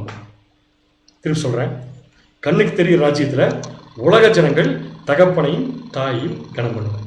கரெக்டா? வாசிக்கலாம் பாருங்க. மல்கியா 1ஆம் அதிகாரம் 11ஆம் வசனம். மல்கியா 1ஆம் அதிகாரம் 11ஆம் வசனம். சூரியன் உதிக்கிற திசை தொடங்கி அது அஸ்தமிக்கிற திசை வரைக்கும் என் நாமம் ஜாதிகளுக்குள்ளே மகத்துவமாய் இருக்கும். இதுக்கு என்ன பேர் விளக்கம் சொல்லுங்க. 5ஆம் கற்பனையோட என் நாமம் ஜாதிகளுக்குள்ளே மகத்துவமா இருக்கும். அப்படி நம்ம சப்ஜெக்டோட சொல்ல போனா, தகப்பனை எல்லாரும் மதிப்பாங்க, கணம் பண்ணுவாங்க. எங்க இருந்து எங்க வரைக்கும்? சூரியன் உதிக்கிற திசை தொடங்கி அஸ்தமிக்கிற திசை வரைக்கும் எல்லா இடத்துலயும் நாமம் எப்படி இருக்கும், மகத்துவமா இருக்கும். எல்லா இடங்களிலும் என் நாமத்துக்கு தூபமும் சுத்தமான காணிக்கையும் செலுத்தப்படும். என் நாமம் ஜாதிகளுக்குள்ளே மகத்துவமா இருக்கும். தகப்பனை கனப்படுத்துவாங்கிறத பர்டிகுலரா தேவன் திருப்பி சொல்றார். என் ஜாதிகளுக்குள்ளே மகத்துவமா இருக்கும் என்று சேனைகளின் கர்த்தர் சொல்கிறார். இப்போ 1ஆம் அதிகாரத்துடைய கம்ப்ளீட் தாற்பயம் படிச்சாச்சு. அப்ப செகண்ட் சாப்டர்ல என்ன இருக்கும், தேர்ட்ல என்ன இருக்கும், ஃபோர்த்ல என்ன இருக்கும்? சிம்பிளா அதை மட்டும் பார்த்து முடிச்சிடலாம். செகண்ட் சாப்டர்ல என்ன இருக்குன்னா திருப்பியும் முதல்ல இருந்து ஆரம்பிப்பார். 1ஆம் அதிகாரத்தை எப்படி ஆரம்பிச்சாரு, நீ தகப்பனை கனம் பண்ணதுனால என்னென்னலாம் நீ வாயிலிருந்து வந்துச்சு 10 பாயிண்ட். அது அப்படியே செகண்ட்ல எப்படி கொடுக்குறான்னு பாத்தீங்கன்னா, நீ எனக்கு கொடுத்தீர 10 பாயிண்ட் என் பேருக்கு எடுத்து, இப்ப நான் உனக்கு என்ன தெரியுமா திருப்பி தரேன், தரல சொன்னீங்களா, இப்ப திருப்பி தரேன். எதை திருப்பி தரேன்னா வாசிக்கலாம் பாருங்க. மல்கியா 2ஆம் அதிகாரம் 3ஆம் வசனம். மல்கியா 2ஆம் அதிகாரம் 3ஆம் வசனம். இதோ நான் உங்களுடைய பயிரை கெடுத்து. என்ன கெடுத்து? பயிருக்கு மழை வர வைக்கிறது யாருதான்? தேவன். இப்ப என்ன சொல்றாரு, பயிரை கெடுத்து உங்கள் பண்டிகைகளின் சாணியையே உங்கள் முகங்களில் இறைப்பேன். வாங்க, உங்களுக்கு என்ன கொடுக்குறேன் சொல்றதுக்கு ஒரு மாதிரி. உங்கள் பண்டிகைகளின் சாணியை உங்களுக்கு என்ன பண்ணுவேன், இறைப்பேன். லேவியருக்கு பர்டிகுலரா சொல்றது. இது ஒரு விஷயம் இருக்கு. அது என்ன பண்டிகைகளின் சாணி பாருங்க, திருவள்ளுவர் பைபிள்ல போடுற பாருங்க. அதை வாசிக்கும் கொஞ்சம் ஈஸியா இருக்கும். இதோ உங்களை முன்னிட்டு நான் உங்கள் வழி மரபை கண்டிப்பேன். ஈஸியா இருக்குது படிக்கிறதுக்கு இல்ல, வழி மரபை கண்டிப்பேன். திருநாள் பலி விலங்குகளின் சாணத்தை உங்கள் முகத்திலேயே வீசி கண்ணு போனது கொண்டு வந்து இல்ல பலி, அதை எரிச்சு இல்ல, அதோடைய சாணத்தை கொண்டு வெளியே எரிச்சிருப்பீங்க, அதை பூரா கொண்டு வந்து மூஞ்சில அடிக்கிறாங்க. என்ன பாரு தேவன் இப்படி சொல்றாருன்னு கேட்டா கொஞ்சம் யோசிச்சு பாருங்க. அவர் எந்த அளவுக்கு இந்த வார்த்தையை சொல்லுவதற்கு துணிந்திருப்பார். அந்த அளவுக்கு அப்பா அம்மாவை புரிஞ்சுக்காத பையன் என்னத்து போய் குடும்பத்தோட பேரை காப்பாற்ற. இதுதான் தேவன் உங்களுக்கு திருப்பி கொடுக்க போற விஷயம். இதுதான் செகண்ட் சாப்டர். வீட்டில் அப்படி எப்படி நம்ம சகோதரர்கள் எடுத்துட்டாங்க, அந்த ஆங்கிள் நீங்க படிச்சிருக்கீங்க, மறுபடியும் நீங்க அப்புறமா படிச்சுக்கணும். அப்ப தேர்ட் சாப்டர் என்ன இருக்கு, எப்படியும் விட்டுருவாரா, எக்கேட கேட்டு போங்க, தகப்பனையும் தாய் நீங்க என்ன பண்ணாதீங்க, கணவனையும் விட்டுருவாரா. ஒரு குரூப் முதல்ல கீழ்படி வைப்பார் சபை. அதை பத்தி நீங்க படிக்கவே இல்லை. அது எல்லாத்தையும் தேவனுக்கு பிரியமா செய்யும், தகப்பனையும் தாயும் கணம். அப்படின்னா அடுத்தது இதை சரி செய்யறதுக்கு தேவன் என்ன முயற்சி எடுக்க போறார் அப்படின்னா, 7ஆம் சபையின் காலத்துல முயற்சி எடுக்கிறார். என்ன முயற்சின்னு கேட்டீங்கன்னா, ப்ராப்ளம் இருக்கு, யாராலையும் தேவனுக்கு தகப்பனையும் தாயும் கனம் பண்ண முடியல. இப்ப அதுக்கு சொல்யூஷன் எங்க இருக்குன்னு பாத்தீங்கன்னா 3ஆம் அதிகாரத்துல எழுதியிருக்காங்க. அந்த 3ஆம் அதிகாரத்துல எல்லா ஜனங்களும் தகப்பனையும் தாயும் கனம் பண்ணக்கூடிய ப்ராசஸை தேவன் ஸ்டார்ட் பண்ணிட்டார். இன்னும் சொல்ல போனா அதுக்கு சொல்யூஷனை தேவன் ஸ்டார்ட் பண்ணிட்டார். பிரச்சனைக்கு ஒரு தீர்வை தேவன் ஸ்டார்ட் பண்ணிட்டார். எப்படி ஸ்டார்ட் பண்ணார்னா, second coming of Jesus Christ, நம்முடைய ஆண்டவராக இயேசு கிறிஸ்துடைய 2ஆம் வருகை. நல்லா புரிஞ்சுக்கோங்க. இப்ப நம்ம இருக்கிற காலம் என்ன காலம், 2ஆம் வருகையின் காலம். அவர் வந்துட்டார் இல்லையா? அப்ப இந்த வந்துட்ட காலத்துல என்ன நடந்துச்சுன்னா, எல்லா ஜனங்களும் தகப்பனையும் தாயும் கனம் பண்ண வைக்க போற ப்ராசஸ் நடக்குது. முதல்ல யாரை கனம் பண்ண வைக்கணும்? இப்ப 7ஆம் சபையின் காலத்துல லேவியின் புத்திரர்கள். கரெக்டா? இப்ப யார் லேவியின் புத்திரர் 7ஆம் சபையின் காலத்துல? நம்ம தான். வாசிக்கலாம் எப்படி சொல்யூஷன் தேவன் கொடுக்கிறார் பாருங்க. ஃபர்ஸ்ட் மல்கியா 3ஆம் அதிகாரம் 1ஆம் வசனம். மல்கியா 3ஆம் அதிகாரம் 1ஆம் வசனம். இதோ நான் என் தூதனை அனுப்புகிறேன், அவன் எனக்கு முன்பாக போய் வழியை ஆயத்தம் பண்ணுவான். இந்த விஷயத்துல நம்ம பழைய ஏற்பாட்டோட கம்பேர் பண்ணி பார்த்தா எலியா தீர்க்கதரிசி, யோவான் ஸ்நானகன், இதை வச்சு நம்ம ஏற்கனவே படிச்சிருக்கோம். இயேசு கிறிஸ்து வரதுக்கு முன்னாடி வழியை ஆயத்தப்படுத்துறது. இப்ப இயேசு கிறிஸ்து 2ஆம் வருகையில வரதுக்கு முன்னாடி யார் வழியை ஆயத்தப்படுத்துறது? தூதன். சோ அது யாரா இருக்கும்? மாம்சத்தில் இருக்கக்கூடிய சபை. ஞாபகம் வச்சுக்கோங்க. சோ மாம்சத்தில் இருக்கிற சபை வழி ஆயத்தப்படுத்துது அவர் வரத்துக்கு. எதுக்குன்னா, அவர் வந்து எல்லா ஜனங்களையும் தேவனிடத்திலும் அப்பா கிட்டையும் அம்மா கிட்டையும் திருப்பணும். கரெக்ட்? வாசிங்க. அப்பொழுது நீங்கள் தேடுகிற ஆண்டவரும் நீங்கள் விரும்புகிற உடன்படிக்கையின் தூதனுமானவர். ஏன் இயேசு கிறிஸ்துவ உடன்படிக்கையின் தூதன் போட்டிருக்கு செகண்ட் கமிங்ல? ஏற்கனவே உலக ஜனங்கள் சொல்ல முடியாது, நிறைய பேர் தகப்பனின் தாயும் தப்பா பிஹேவ் பண்ணி உடன்படிக்கை என்ன பண்ணிட்டாங்க, கட் பண்ணிட்டாங்க. இப்ப இயேசு கிறிஸ்து வந்திருக்கிறது எதுக்கு? எல்லா ஜனங்களும் தேவனோட என்ன பண்ணணும்? இப்ப உடன்படிக்கை. அப்ப இயேசு கிறிஸ்து வரும்போது அவருக்கு என்னதான் பேரு? உடன்படிக்கையின் தூதன். Jesus is the true messenger of the covenant. புதிய உடன்படிக்கை அடுத்து போட போறாரு, எல்லாத்தையும் லிங்க் பண்ண போறாரு. எல்லா உலக ஜனங்களும் புது உடன்படிக்கைக்குள்ள வரணும்னா முதல்ல இஸ்ரேல் ஜனங்கள் தேவனோட உடன்படிக்கைக்குள்ள வரணும்னா அதுக்கு முதல்ல என்ன பண்ணணும்? சரி பண்ணணும். எதை சரி பண்ணணும்? அவங்க மைண்டை சரி பண்ணணும். இப்போ அவங்க மைண்டை சரி பண்ணுறதுக்கு அவர் எங்கே வந்திருக்காரு? தம்முடைய ஆலயத்திற்கு தீவிரமாக வருவார். இப்போ 7ஆம் சபையின் காலத்தில் 1874ஆம் வருஷத்தில் அவருடைய ஆலயம் எது? நம்ம தானே, எப்படி எது சொல்றது? சபை. இப்போ எங்கே வந்திருக்காரு? சபைக்கு. அவர் கரெக்ட் பண்ண போகிறது உலக ஜனங்களை. எதுக்கு சபைக்கு வந்திருக்காரு 7ஆம் சபையின் காலத்தில்? முதல்ல எதை கரெக்ட் பண்ணணும்? இப்போ சபையிலிருந்து ஆரம்பிச்சதான் கரெக்டாக இருக்கும். எந்த சபை? 7ஆம் கால சபை. யாரது? நம்ம தான். எப்படி இருக்கிறோம்? குளிருமல்ல, எவ்வளோ கரெக்டாக சொல்றது? குளிருமல்ல. அப்போ எதை கரெக்ட் பண்ணணும் முதல்ல? இப்போ நம்மளை தான். குளிர் ஊட்டியா அனல் ஊட்டியா? அனல் ஊட்டி. அடுத்த வசனம் பாருங்க. மல்கியா 3ஆம் அதிகாரம் 2ஆம் வசனம் 3ஆம் வசனம். மல்கியா 3ஆம் அதிகாரம் வசனம் 2 முதல். ஆனாலும் அவர் வரும் நாளை சகிப்பவன் யார்? நல்லா கவனிங்க, இந்த வார்த்தைக்கு விளக்கத்தை கடைசியா பார்க்க போறோம். அவர் வரும் நாளை சகிப்பவன் யார்? உங்களுக்கு பதில் சொல்ல முடியுதா? தெரியல, கடைசியா சொல்லுவீங்க பதில். அவர் வரும் நாளை சகிப்பவன் யார்? அவர் வெளிப்படுகையில் நிலை நிற்பவன் யார்? யார்? அவர் புடமிடுகிறவனுடைய அக்னியை. ஒரு நிமிஷம், முதல் வருஷத்துல என்ன படிச்சோம்? அவர் எங்க வந்திருக்காரு? ஆலயத்துக்கு. எதோட வந்திருக்காரு? புடமிடுகிறவனுடைய அக்னி. ஏன்னா எப்படி இருக்கு ஆலயம்? குளிருமல்ல, என்ன எடுத்து வந்திருக்காரு? அக்னியோட வந்திருக்காரு. வந்து வண்ணாருடைய சவுக்காரத்தை போலவும் இருப்பார். வந்துட்டாரா? வந்து என்ன பண்ண போறாரு? உட்கார போறாரு. முதல்ல 3ஆம் வசனம் வாசிங்க. 3ஆம் வசனம். அவர் உட்கார்ந்து, அவர் முதல்ல என்ன பண்ண போறாரு? உட்கார்ந்து. எங்க? தன்னுடைய சபையில. 7ஆம் சபையின் காலத்துல மாம்சத்துல இருக்கிற திருச்சபையில உட்கார்ந்து எதை சுத்தம் பண்ண போறாரு? வெள்ளி. வெள்ளி எதை குறிக்கும்? தேவனுடைய சத்தியம். அம்மாவா அப்பாவா? அம்மா. புரியுதா உங்களுக்கு? அதை சுத்திகரிச்சு வெள்ளியை புடமிட்டு சுத்திகரித்துக் கொண்டு. சோ எதை சுத்திகரிச்சாச்சு? இப்ப அவர் வந்தவன் எதை சுத்திகரிச்சிட்டாரு? வெள்ளி. கிளியரா கிடைக்குதா? அம்மா யாரும் தெரியுதா? அப்பா யாரும் தெரியுதா? அம்மா சொல்லி கொடுத்தா அப்பா யாரும் தெரியுது. நமக்கு வசனம் சொல்லி கொடுத்தா பிதாவாகிய தேவனை கண்டுபிடிச்சிட்டோம். கண்டுபிடிச்சாச்சு இல்லையா? அடுத்து என்ன பண்ணணும்? அப்பா யார் அம்மா யாருன்னு தெரிஞ்சாச்சுன்னா அப்பாவையும் அம்மாவை கனப்படுத்தணும். யாரு? சபை. எங்க இருக்கு? பக்கத்து வீட்டுல. நம்ம தான். ஓகே, சுத்தப்படுத்தணும். ஸோ இப்போ சுத்தப்படுத்துறதுக்கு என்ன பண்றாருன்னா, அவர் லேவியின் புத்திரர் என்ன பண்றாருமா? இப்போ யார் லேவியின் புத்திரர்? நம்ம தான். பழைய ஏற்பாட்டில் அங்க இருக்கிற ஆசாரியர். இப்போ யாரு?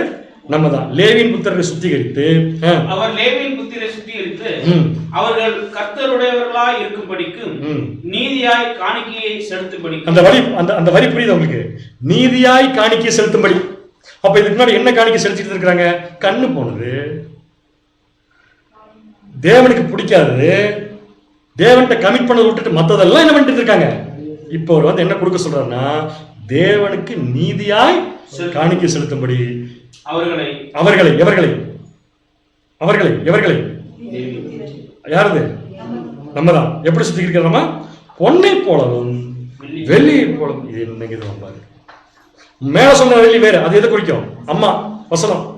ஆனா கீழே என்ன சொல்லியிருக்காரு? நம்மள எப்படி புறம்படி வரமா அப்படின்னு நமக்குள்ள 2 குரூப் இருக்காங்க. இப்ப என்ன பண்ண போறாரு? லேவியின் புத்திரர் 2ஆ பிரிக்க போறாரு. ஒருத்தர் பொண்ணு மாதிரி சுத்திகரிக்க போறாரு, இன்னொருத்தர் வெள்ளி மாதிரி சுத்திகரிக்க போறாரு. யாரது பொண்ணு? லேவியின் புத்திரர் 2 குரூப். பொண்ணு யாருன்னா சபை, தெய்வீக சுபாவத்துக்கு போற குரூப். இன்னொன்னு யாருன்னு பாத்தீங்கன்னா திரள் கூட்டம். ரெண்டுமே இங்க படிக்கிறோமா? ரெண்டுமே இப்ப இங்க இருக்குமான்னு கேட்கிறேன். சபையும் இருக்கும், திரள் கூட்டம். 2 பேர்த்தையுமே என்ன பண்றாரு? சுத்தம் பண்றாரு. புரிஞ்சா உங்களுக்கு? இப்ப சொல்லுங்க, அவர் வரும்போது அக்னி எடுத்துட்டு வரதை சுத்திகரிக்கிறது தான். யார? லேவியின் புத்திரர். என்ன மாதிரி சுத்திகரிக்கிறதுக்கு? வெள்ளியை போலவும். இப்ப கொஸ்டின் பதில் சொல்லுங்க. அவர் வரும் நாளை சகிப்பவன் யார்? இங்கிலீஷ்ல எப்படி தெரியுமா இருக்குது? The question is who shall stand? யார் நிப்பா அவர் வரும்போது? அக்னி எடுத்துட்டு வரும்போது யார் நிப்பா? ஈஸியான பதில். சபையும் நிற்கும், திரள் கூட்டம் நிற்கும். ஆனா சபை நிக்கிற அளவுக்கு திரள் கூட்டம் என்ன பண்ணாது? நிக்காத. சொல்றது புரியுதா? நிக்கிறதுன்னா அவர் கொடுக்கிற அத்தனை சோதனையும் தாங்கிட்டு பொன்னா மாறுறது சபை. அவர் கொடுக்கிற சோதனைகளை வாங்கிட்டு மகாபுத்திர காலத்துக்குள்ள போயிட்டு வெள்ளியா மாற போறது யாருன்னு பாத்தீங்கன்னா திரள் கூட்டம். யார் நிப்பாப்ப? சபையும் திரள் கூட்டம் என்ன பண்ணு பாத்தீங்கன்னா எப்படி நிற்கும்? அப்பா யாரு அம்மா யாருன்னு என்ன பண்ணும்? தெரிஞ்சு நிற்கும். அதனால என்ன செலுத்துவாங்க? தேவனுக்கு காணிக்கை செலுத்துவாங்க. அந்த காணிக்கை எப்படி இருக்குன்னா நீதியாய் காணிக்கை என்ன பண்ணுவாங்க? செலுத்துவாங்க. இவங்க நீதியா காணிக்கை செலுத்துறது பார்க்குற பக்கத்து வீட்டில் இருக்கிற ராமசாமி குப்புசாமி என்ன சொல்லுவாங்க? அவங்கள பார்த்து என்ன சொல்லுவாங்க? மல்கியா 3ஆம் அதிகாரம் 12ஆம் வசனம். மல்கியா 3ஆம் அதிகாரம் 12ஆம் வசனம். அப்பொழுது எல்லா ஜாதிகளும் உங்களை பாக்கியவான் என்பார்கள். சொல்லுவாங்களே இப்ப பக்கத்து வீட்டுல இருக்கல எல்லா ஜாதியும் என்ன சொல்லுவாங்க? எந்த அடிப்படையில் சொல்லுவாங்க? என்ன அடி வாங்கினாலும் சிரிச்சுட்டு இருக்கீங்க பார்த்தீங்களா? நீங்க யாரு? பாக்கியவான் என்பார்கள், தேசம் விரும்பப்படத்தக்கதா இருக்கும் என்று சேனைகளின் கர்த்தர் சொல்கிறார். இப்ப ஏன் பாக்கியவான்கிற பேர் மற்ற ஜனங்களுக்கு நம்மளை பார்த்தா தெரியுமா? நம்மளை பொறுத்த வரைக்கும் இந்த உலகத்தில் நடக்கிற எல்லா விஷயத்தையும் நிலை நிற்பதற்கு யார் நிற்பா? நிலை நிற்கிறதுக்கு இயேசு கிறிஸ்து நமக்கு எதுல நிக்க வச்சு ட்ரைனிங் கொடுத்துருக்காரு? நெருப்புலையே. எதுல நிக்க வச்சு ட்ரைனிங் கொடுத்துருக்காரு? நெருப்புலையே. நெருப்புலையே நின்று பழகிட்டோம்னு வச்சுக்கோங்களேன். நம்ம பொண்ணு தானே. அப்ப அந்த பொண்ணு எப்பேற்பட்ட சோதனை வந்தாலும் நிற்கும். அப்படி நிக்கிறத பார்த்து மற்ற ஜனங்க சொல்லுவாங்களாமா, நீங்க தாங்க பாக்கியவான்கள். சரியா? தேவன் விட மாட்டாரு. அந்த பாக்கியவான்களை கவனிச்சு பார்த்தே இருப்பாராமா. எனக்கு நீங்க கணக்கு கொடுத்துருக்கீங்களே, உங்களுக்கு நான் கணக்கு கொடுக்குறேன் அப்படின்னு பார்த்துட்டு அவர் யோசிப்பாராமா, இந்த 2 சபையின் பிள்ளைகள் என்ன பேசிக்கிறாங்க அப்படின்னு பேசுறது தேவனுக்கு ஆர்வமா இருக்கும். பலியை செலுத்த முடியாம போன ஜனங்களுக்கு திருப்பி என்ன கொடுப்பேன்னு சொல்லிட்டாரு. பலியை ஒழுங்கா செலுத்துறவங்க பார்த்து என்ன சொல்றாருன்னா, நீங்க 2 பேரும் என்ன பேசிக்கன்னு கேட்கறதுக்கு எனக்கு ரொம்ப ஆச்சரியமா இருக்குங்க. மல்கியா 3ஆம் அதிகாரம் 16ஆம் வசனம். மல்கியா 3ஆம் அதிகாரம் 16ஆம் வசனம். அப்பொழுது கர்த்தருக்கு பயந்தவர்கள் ஒருவரோடு ஒருவர் பேசிக் கொள்வார்கள். யாருங்க? யார் பேசிக்கா? பயந்தவர்கள். இந்த சப்ஜெக்ட் படி சொல்ல போனா தகப்பனையும் தாயின் கனம் பண்ணுகிறவர்கள் ஒருவரோடு ஒருவர் மற்றவர்களை பற்றி பேசிக்கொள்வார்கள். ஒருவரோடு ஒருவர் பேசிக்கொள்வார்கள். என்ன பேசிக்கொள்வார்கள்? அடுத்த வசனம் இருக்கு, கர்த்தர் கவனித்து கேட்பார். அப்படின்னு என்ன அர்த்தம்? தேவன் ஒருத்தர் பேசுறத விரும்பி கேட்க வராதனால என்ன தெரியுமா? இவங்க பேசினா கரெக்டா இருக்குன்னு தேவன் சொல்றாரு. நம்ம பேசுற பேச்சல எப்படி இருக்குது? கர்த்தர் கவனித்து கேட்பாரா? கர்த்தர் சொல்லிடுவாரு, தேவன் தயவு செஞ்சு நீ என்ன பண்ணிருங்க, விட்டுருங்க.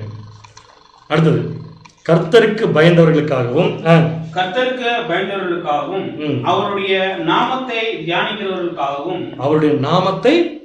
தியானிக்கிறவர்களுக்காகவும் ஞாபக புஸ்தகம் ஒன்று அவருக்கு முன்பாக எழுதப்பட்டிருக்கிறது. அப்ப பரிசுத்தவான்கள் பேசுறது தேவன் கேட்டு ஒரு புஸ்தகத்தில் எழுதி வச்சிருவாங்க. அந்த புஸ்தகத்துக்கு என்ன பேருங்க? ஞாபக புஸ்தகம். இந்த பரிசுத்தவான்கள் யாருங்க? இப்ப நம்ம தான். அப்ப நம்ம பேசுறதெல்லாம் தேவன் கேட்டிருப்பார் இல்லையா, எழுதி வச்சிருப்பார் இல்லையா? அந்த புஸ்தகத்தை கொண்டு யார்கிட்ட கொடுக்க முடியும்? இப்ப முதல்ல அந்த புஸ்தகத்தில் எழுதுவாராங்கன்னு என்ன பண்ணணும்? இப்ப நம்ம யோசிக்கணும். அப்படி பேசியிருக்கோம், சரி அப்படின்னு என்ன பேசுறது? நம்ம அவர் கவனிச்சு கேட்பாராமா, என்ன பேசுறதுன்னு கேட்கிறேன். அதுக்கு எபிரேயருடைய ஆசிரியர் குறிப்பிட்ட ஒரு வார்த்தை ரொம்ப சூப்பரா இருக்கு. எபிரேயர் 10ஆம் அதிகாரம் 24-25 வாசிங்க. எபிரேயர் 10ஆம் அதிகாரம் வசனம் 24 முதல். மேலும் அன்புக்கும் நற்கிரியைகளுக்கும் நாம் ஏவும்படி ஒருவரை ஒருவர் என்ன பண்ணணும்? நம்ம கவனிக்கணும். எதுல? அன்புக்கும் நற்கிரியைகளுக்கும் ஏவப்படும்படி. அப்படின்னு என்ன புரிய மாட்டேங்குது. நம்ம எதுக்கு மற்றவங்களை கவனிக்கணும்? அன்புக்கும் நற்கிரியைக்கும் ஏவப்படும்படி. அப்ப ஏவப்படும்படின்னு என்ன? அவங்கள பார்த்து கத்துக்கிற மாதிரி இருக்கும், இன்ஸ்பயர் ஆகணும். ஒரு சகோதரனை பார்த்து இன்னொரு சகோதரன் என்ன ஆகணும்? எதுல? அன்பு செலுத்துறது எப்படி, நற்கிரியை செய்யறது எப்படி. அடுத்தது 25ஆம் வசனம். சபை கூடி இந்த பீரியடுக்கு அது சூட் ஆகுது 25. சபை கூடி வருதலை சிலர் விட்டு விடுகிறது போல நாமும் விட்டு விடாமல். நாங்க என்ன வேண்டாம்னா சொல்றோம், நீங்க தான் வர வேண்டாங்கிறீங்க. இப்ப ஆக்சுவலா சபை கூடுதல் என்ன, அதை முதல்ல அண்டர்ஸ்டாண்ட் பண்ணிக்கலாம். சபை கூடி இப்ப என்ன பண்ணிருக்கோம்? ஆக்சுவலா சபையை தான் கூட்டிட்டு இருக்கோம்.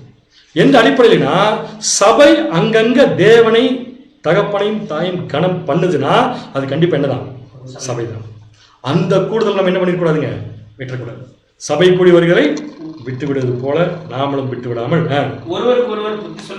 ஒருவருக்கு என்ன கடவும் புத்தி சொல்ல கடவும். புரிஞ்சுங்களா? அப்ப எது பிரதானமா வந்து கடைசியில் நிற்கிறது பாத்தீங்கன்னா அன்பு தான். திருப்பி அந்த அன்பு இருக்கிறவங்களால மட்டும் தான் ஜெயிக்க முடியுங்கிறது ரொம்ப கிளியரா தெரியுது. 1 யோவான் 4ஆம் அதிகாரம் 21ஆம் வசனம். 1 யோவான் 4ஆம் அதிகாரம் 21ஆம் வசனம். தேவனிடத்தில் அன்பு கூறுகிறவன் தன் சகோதரனிடத்திலும் அன்பு கூற வேண்டும் என்கிற இந்த கற்பனையே அவராலே பெற்றிருக்கிறார். இந்த கற்பனை பத்தி இன்னொரு நாளைக்கு பார்க்கலாம். இந்த கற்பனை கூட நம்ம யார்கிட்ட தான் வாங்கியிருக்கோம்? தேவன். எந்த கற்பனையை? தேவனிடத்துல ஒருத்தர் அன்பு கூறது உண்மைனா கண்டிப்பா சகோதரனிடத்துல, இந்த சப்ஜெக்ட் படி சொல்லுமா, தகப்பனையும் தாயும் மதிக்கிறவன் கண்டிப்பா சகோதரன் என்ன பண்ணுவாங்க? மதிப்பாங்க. தகப்பன் யார்? தேவன். அடுத்தது யாரு? வசனம். வசனத்தையும் தேவனையும் மதிக்கிறவங்க கண்டிப்பா சகோதரத்தில் என்னதான் கூறுவாங்க? அன்புதான் கூறுவாங்க. சரிங்களா? மற்றவங்க கெட்டு போறதுக்கு விட மாட்டாங்க. இவ்வளவும் பண்ணி ஒருத்தர் கேட்கல.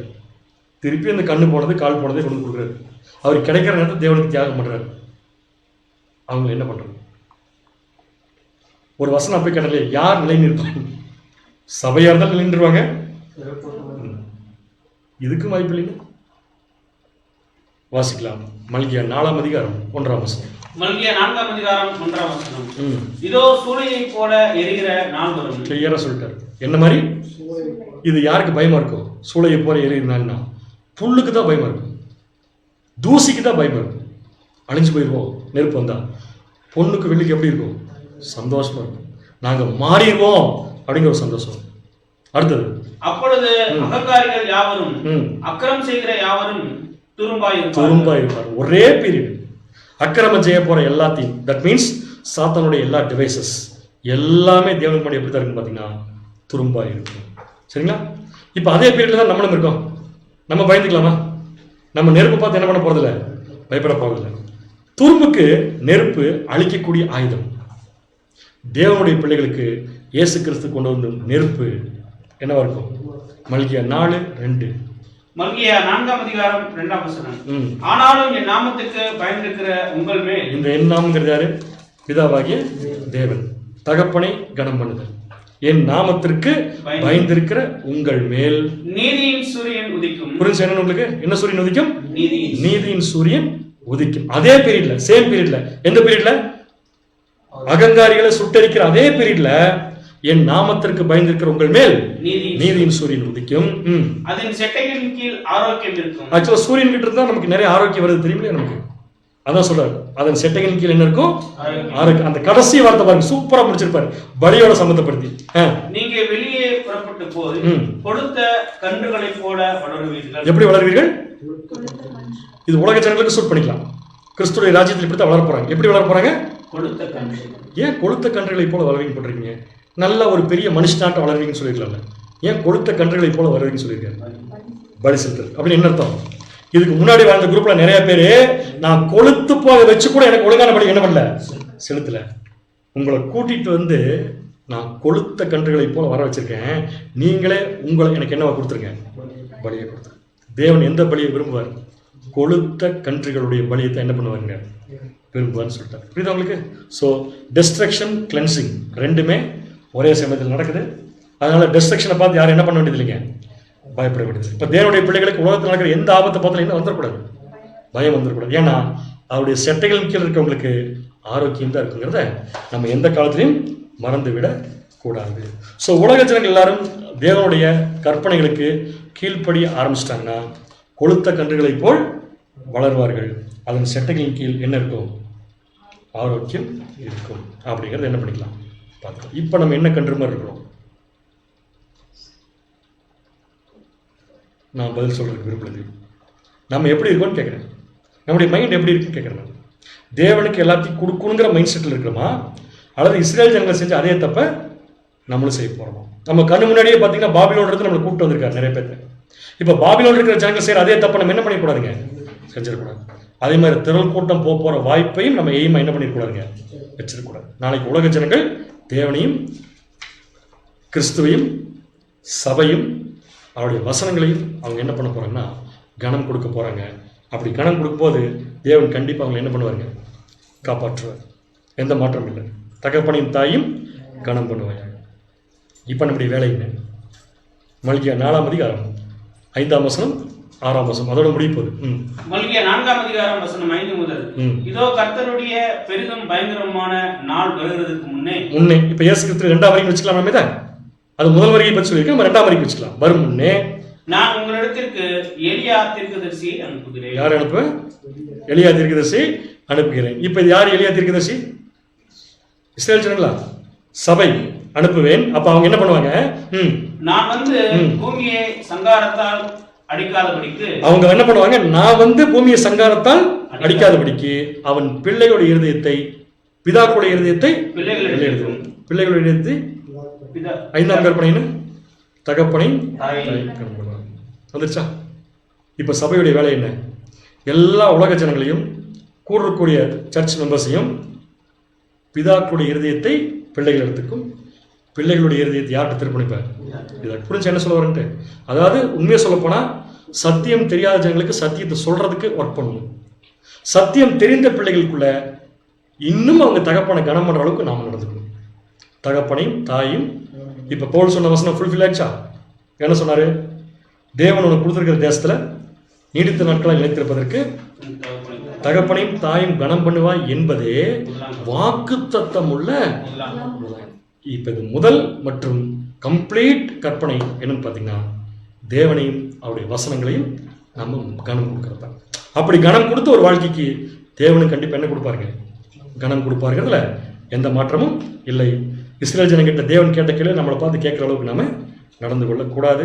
தேவன் தாமே நம் அனைவரையும் ஆசீர்வதித்து வழிநடத்துவாராக.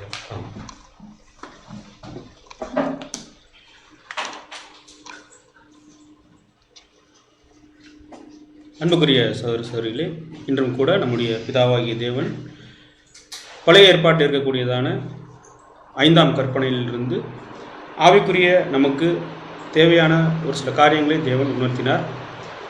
சத்தியத்தை வெளிப்படுத்தின நம்முடைய பிதாவாகிய தேவனுக்கு நம்முடைய இரட்சகர் மூலமாக துதிகளையும் நன்றிகளையும் எடுத்துக்கொள்வோம். துதி கொடுத்த அன்பு சகோதரர் அவருக்கும் நம்முடைய சபையின் சார்பாக நன்றியை தெரிவித்துக் கொள்வோம். தொடர்ந்து இந்த நாளுக்குண்டான இறைவன் கீதத்தை நம்முடைய அன்பு சகோதரர் வினோத் அவர்கள் நம்மத்தில் வாசிப்பார்.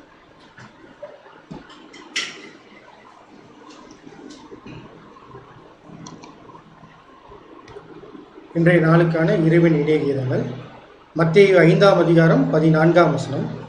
நீங்கள் உலகத்திற்கு வெளிச்சமாயிருக்கிறீர்கள். இதற்கான விளக்கம், நாம் கர்த்தருக்கு மிகவும் சமீபமாக இருப்போமேயானால் ஆவியின் அருளை ஏராளமாய் பெற்றவர்களாய் இருப்போம். நாம் அவரை விட்டு கொஞ்சம் அப்புறமாய் போனாலும் வெளிச்சம் போய்விடும். நாம் ஜெபத்தையும் வேத ஆராய்ச்சியும் கர்த்தருடனான உறவையும் அசட்டை செய்வதால் நம்மிலுள்ள ஆவியின் வெளிச்சம் மங்கி போகும். மாறாக நமது பலவீனங்களை உணர்ந்து எவ்வளவாய் இக்காரியங்களில் உற்சாகமுள்ளவர்களாய் இருப்போமோ அவ்வளவாய் அதிகமாய் பிரகாசம் அடைவோம். வைராக்கியத்துடன் அவருடைய வசனங்களில் கூறப்பட்டிருக்கும் அவரது சித்தத்தை தியானித்து அதை நம் வாழ்க்கையில் அப்பியாசப்படுத்த வேண்டும். இதுவே நம்மிடத்தில் உள்ள விளக்கு அணையாமல் ஏறி செய்கின்ற எண்ணமாக அமையும். இப்படியாக குன்றிலிட்ட விளக்காக நாம் பிரகாசிப்போமாக என்பது அமையும். நாம் யாவரும் ஜெபம் செய்வோம். வானாதி வானங்கள் வீற்றிருந்து பூமியில் உள்ள மண்மக்களை எங்களை கண்ணோக்கி பார்த்து நித்தமும் எங்களை வழிநடத்தி வருகிறதான எங்கள் உற்சான மீதேவரே, கடந்து போன காலம் முழுவதும் எங்களை கிருபியாய் கண்மணி போல பாதுகாத்து இந்த மட்டும் வழிநடத்தினவரே, உமக்கே துதிகான மகிமை யாவற்றையும் எங்களை இரட்சகர் மூலமாக இந்த வேலையை மேலெடுத்துக்கொண்டு தேவரிதோ இந்த நாளிலும் கூட எங்களையும் ஒரு பொருட்டு என்று எண்ணி தேவரை பொறுத்துதான் அந்த மகாபரிய சத்தியங்களுக்காக மீண்டுமாக உங்களுடைய சமூகத்தில் நாங்கள் நன்றிகளையும் துதிகளையும் மேற்கொள்கிறோம் சுவாமி. இதோ நாங்கள் கேட்ட சத்தியத்தை அப்படியே விட்டு விடாமல் எங்களுடைய இதயத்தில் வைத்து அதன்படி வாழத்தக்கதான ஒரு கிருபையை எங்கள் அனைவருக்கும் தர வேண்டுமாய் கூட நாங்கள் வேண்டுகிறோம். கேட்ட சத்தியத்தின்படி நாங்கள் வாழ ஒவ்வொருவருக்கும் தேவையான பரிசுத்தாவியை தந்து வழிநடத்த வேண்டுமாய் கூட இந்த வேரிலும் இந்த ஒரு சிறிய மன்றாட்டினை எங்களுடைய இரட்சகரும் மீட்பரும் மனோகரத்தின் ராஜாவுமாய் இருக்கிற ஆண்டவராக இயேசு கிறிஸ்துவின் மூலம் ஏறெடுக்கிறோம் எங்கள் ஜீவனுள்ள நல்ல பிதாவே, ஆமென். நாம் யாவரும் அமர்வோம். ஒரு சில அறிவிப்புகளை கொடுத்து இந்த ஒரு கூட்டத்தை சமாதானத்துடன் நம்முடைய அன்பு சகோதரர் முடித்து வைப்பார். அன்புக்குரிய சகோதர சகோதரிகளே, நாம் தொடர்ந்து தினமும் பார்த்து வருகிற அதே ஒரு வரிசையில் தொடர்ந்து நாம் தினந்தோறும் 7:15 சத்தியத்தை நாம் கேட்க இருக்கிறோம்.